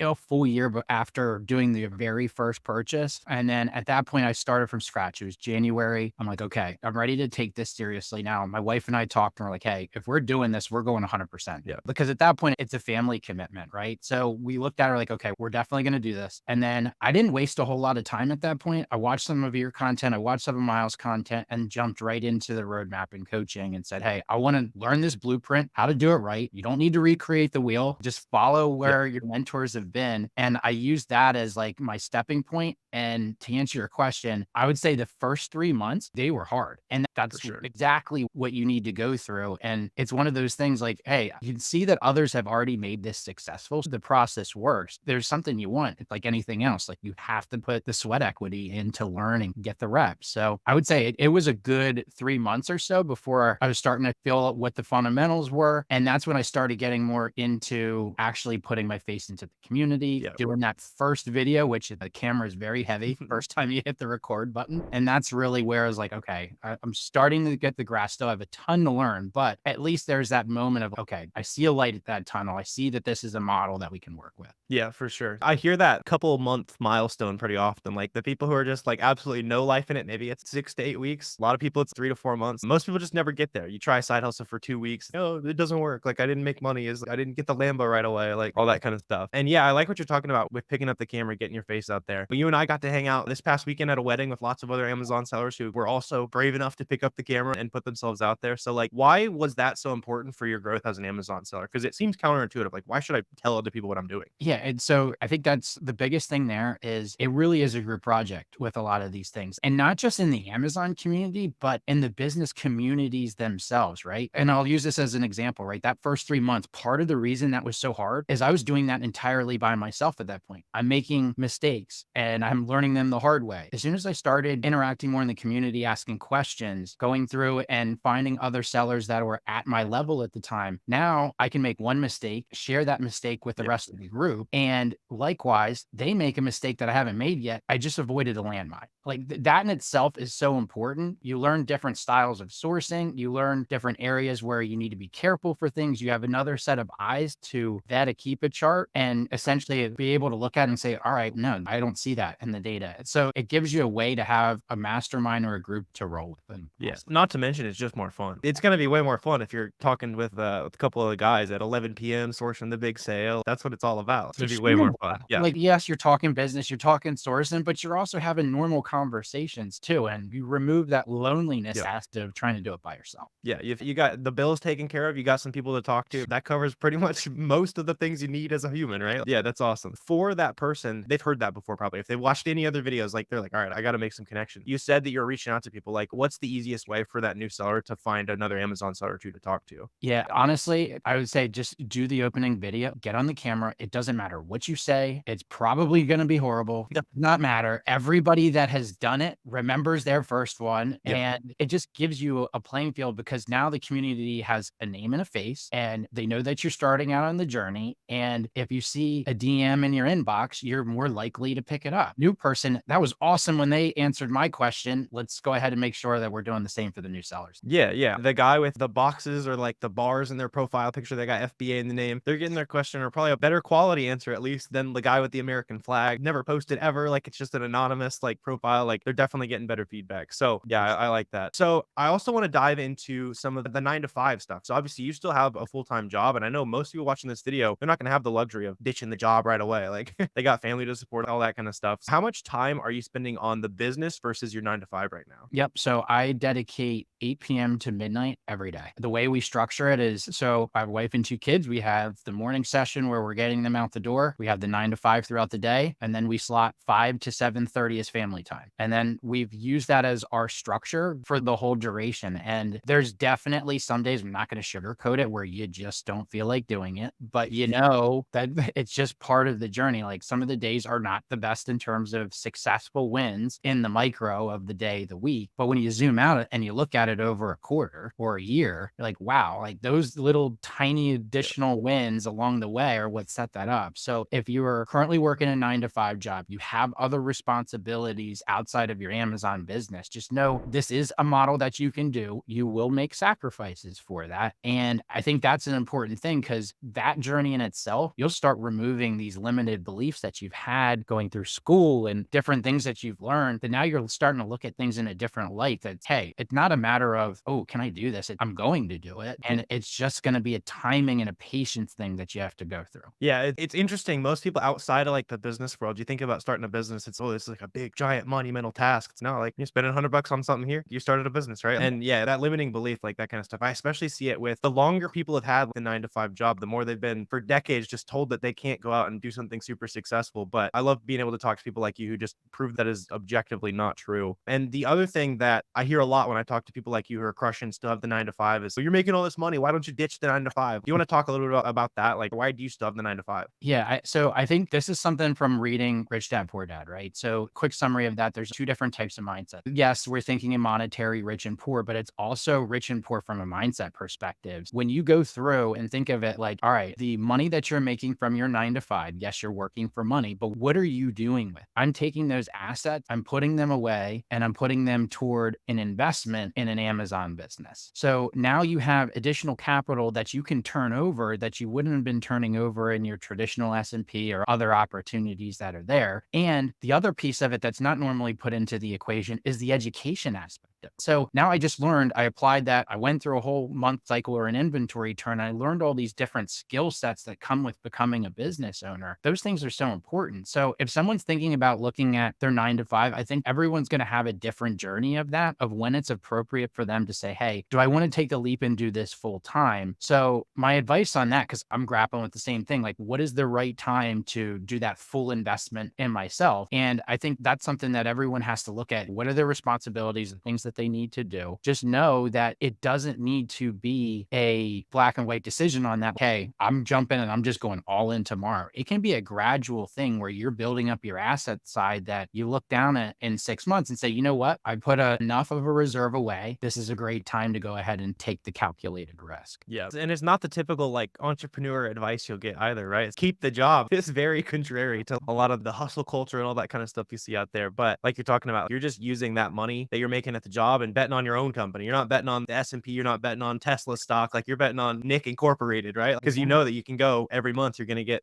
25, 30, 35% ROI every single month on those products. Yeah. So there's no reason to ditch all that behind. Another thing that we talked about a little bit is the botting, integrating some of that software engineering experience. Is there an example of something cool you've been able to do with that coding background that has applied for your Amazon business? Yes, I started doing a lot of looking at the big box retailers, some of their source code that they just put directly in the browser and seeing the type of information. So a lot of the common ones early in that journey, I would find the UPCs and the EAN. So those unique identifiers that you can do. Now, what I've learned through that lesson, I think this was an important one, was I still needed to learn the fundamentals of Amazon because you realize the best opportunities are in the mismatches. They're in different aspects. So being able to take a step back and say, okay, I have an engineering background, but I don't have the fundamentals yet of this business model. So that was something that I did early on is I said, okay, let me just take a step back. I'm going to learn the fundamentals and then started saying, okay, this skill set, software engineering, how do I apply it to solve my own problems? And I use that as a way, okay, now let me go ahead and use that to script out the different tabs for Keep a Product Finder. So I don't need to type in all the different ones. Let me just put a list together that has the 50 brands that I want to look at and then pipe them into different Keep a Product Finder search. So like that's an example of it's tactical, but it solves a problem that I need to have, which is how do I source more efficiently? And I used some of those micro learnings from that. Another one's around coupons. Like you can find things around coupon code that may not be as readily available just by looking into the source or looking a little bit differently than where most people are generally checking. Yeah, that's awesome. There's so much you can do there. And I'm sure you're just scratching the surface in terms of what that skill set will be able to apply for Amazon there. And I know you're touching a little bit on how you're actually sourcing the products. That's probably where most people are at watching this video. They're trying to find those first couple products. I assume you're probably doing a little bit of like storefront stocking, that kind of stuff back in the day. Like how has your sourcing evolved over the days? Is it the same? What have you changed to really scale up? Yeah. So my journey, I went staying with the same theme, right? Don't recreate the wheel. So I followed your blueprint and I said, all right, I'm going to start with storefront stalking. I'm going to learn from these sellers. What are all the different stores in play? Then the next natural progression was to move to Keep a Product Finder, coming more from an analytical background. It gravitated more toward where I like to be because you can run different experiments, right? So if you're looking for things in Q4, all right, we're looking for quick movers. We're looking for things where offer counts fell off a cliff that we can go ahead and try to turn them quickly via merchant fulfilled. Very different than if you're looking for an experiment around seasonal products where you're looking at larger ranges. You'll see the bestseller ranking potentially a lot higher and then the drop off of there. So Keep a Product Finder was a good way to be able to think things in the macro and human psychology of, oh, they're probably going to want to buy these types of products at this window. So let me source them 2 months prior to that, or start doing the investigation 2 months prior. And then the third wave of that was the manually sourcing piece, right? So they're the best bang for your buck, generally speaking, is going to be in those, but it's also the most time consuming. So you want to pick at that point, it's okay, I know this is my core group of websites that I like to go from. I've learned their sales cycles, I've learned their coupons and the ways to manufacture margin. And then manually sourcing becomes more efficient at that matter because you already have a background of it. So I'd say that's my journey. You don't have to get crazy with it. Just follow the steps and you'll know the natural time to start looking into the next. Yeah, that's the progression that it's like a sliding scale. Like it's almost like whatever your sales per month is up to 100, like 100K a month is probably mostly manual sourcing. The 0 a month is probably all reverse sourcing. It's a nice little sliding scale there. Yeah. So as you've been like going through the years here as an Amazon seller, reselling, all that kind of stuff, what was that moment where you knew that reselling or Amazon selling, you're like, all right, this can be a legit major income? Was it a big item you hit on? Like, what was that moment for you? Yeah, I think for me, it was once I had a core group to roll with, having the Zoom chat, realizing that this doesn't need to be as hard if you work as a team. And so for me, that was about 6 months in where I started recognizing, okay, I'm starting to see the sales progression is going up. I'm starting to be able to find some products that are a little bit more easier to find. I'm starting to learn a couple websites there. So I'd say that that was the key point. There wasn't like where some folks may have that aha moment. There wasn't like, it was more of just like a natural progression of this slow build. I didn't have 12 to 16 hours a day to be able to do it. So it took me longer doing them every day in the 4-hour increments. But I think that was a good path because I didn't have a moment where I had this massive, I had bad buys. Everyone has bad buys, but I didn't have one at that point in time that was like this massive one that takes you out of the equation. And at that point, you start questioning from a confidence perspective, is this the right opportunity? So I think that helped is just doing the small progressions. And then instead of like the big bang Chad scale on one item. Yeah. No, that's a great perspective though. A lot of people will be like, oh, is this one specific item? And it's okay if you don't have that one specific item you find really early, you're making a bunch of money on. I'm like you on that. Like I don't have a ton of like crazy hits that I've had over the years. It's always just hit a couple base hits every day. And like you're saying, like those small wins, they seriously add up. Consistent. Yeah, absolutely. So before you started selling on Amazon, obviously there's a ton of things that people think are true about Amazon. What was one of those that was like a really big misconception that you had that just totally wasn't true? So first I thought everything that was on Amazon was sold by Amazon. So that was, Right. I think a lot of people still think that. that was the first misconception. And then I didn't realize just how well oiled of a machine and the processes and the procedures that were there. I was always detail oriented, but this was a whole new level of detail oriented. From having a reselling background, like I had an Excel spreadsheet of things that it's my buy costs,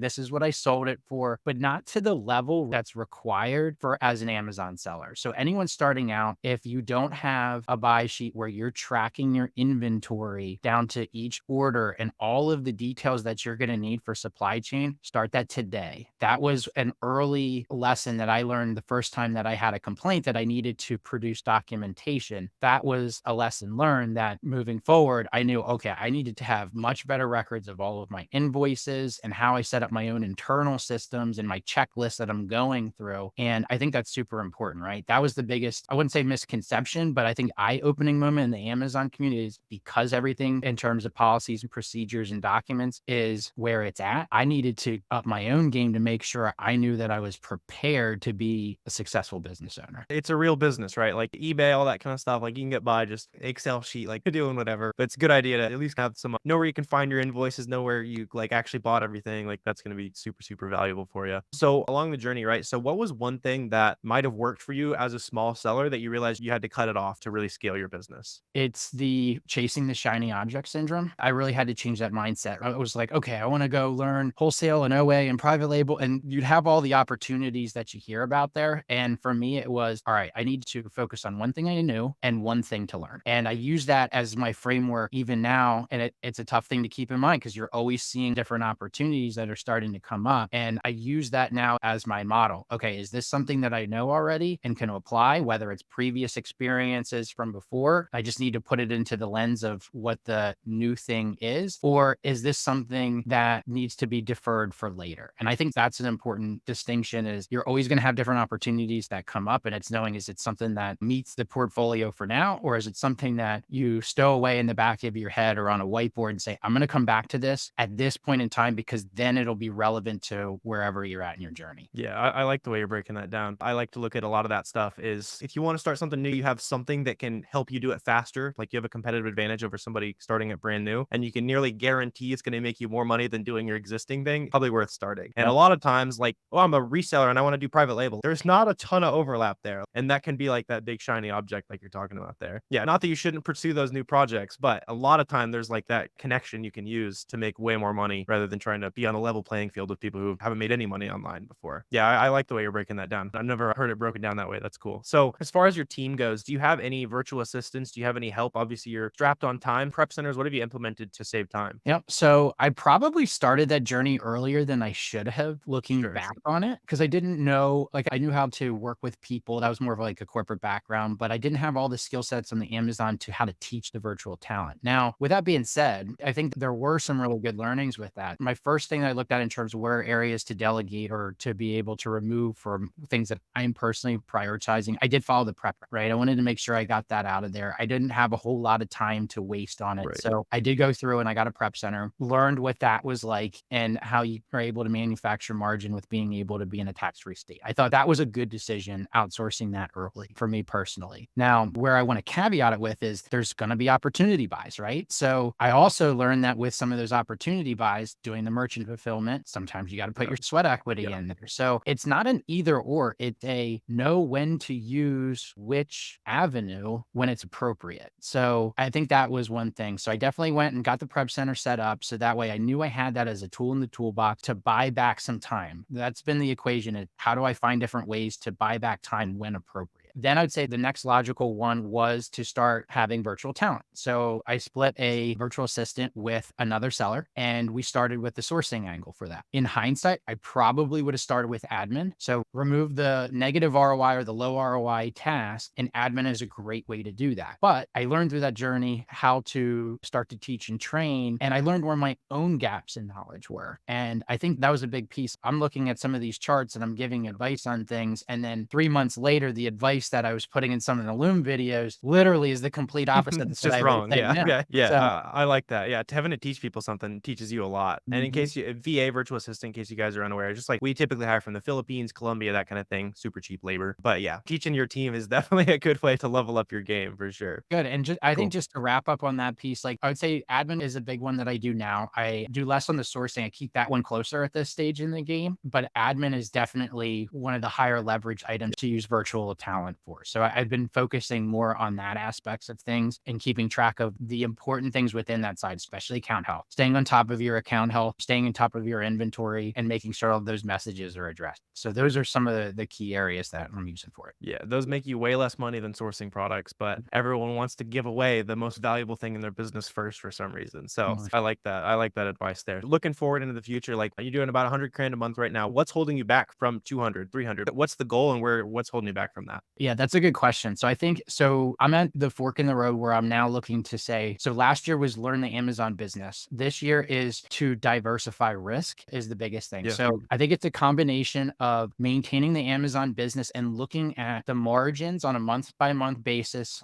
so I use QuickBooks for all of my accounting, and I'm starting to use the data and the business decisions to determine what the next set is. So for me, the next set is less on focusing on the top line, still relevant, but at the end of the day, it's what's the bottom line look like. Yeah, that you don't eat on top line, you eat on the bottom line. So I think I'm at a good spot where I'm at now in terms of the monthly revenue pieces. Obviously going to always look for practical areas for growth. And then going back to the lesson of the one thing to learn, I think the next area is to start finding there's other areas, there's pain points I've had where I can bring that software skill set and apply that back to the community. So I do see myself staying in that area, being in the Amazon business as one revenue stream, and then starting to look for other other opportunities in the software side. Yeah, absolutely. Yeah, it's that parallel income, like the connected skills like we're talking about. And another reason why you'll be able to do that is because you picked up the camera, you got friends. Hey, I just built this new thing. You want to test it out? You got 25 people who test it out, give you feedback in the same day. And you just can't replicate that unless you picked up that camera on a couple months into the journey, right? Yeah, that's awesome. So for that guy or girl that are watching this video, they made $0 in sales, $1,000 in sales. They're just getting started. What are those first couple action items that they should go take care of right now so they can get on their way to a serious Amazon business? Yeah, if you haven't sold your first product, go sell your first product. It really doesn't matter. It's not a matter of whatever the margin is that you get on it. It's the experience that you learn from doing it. And the other piece of it is just literally just start within the community. I think that's super important. You'll be able to start learning who are the names and the faces there. You'll be able to start finding answers to your questions by reading the timeline. And once you know who are some of the folks to follow on there, they will answer your questions.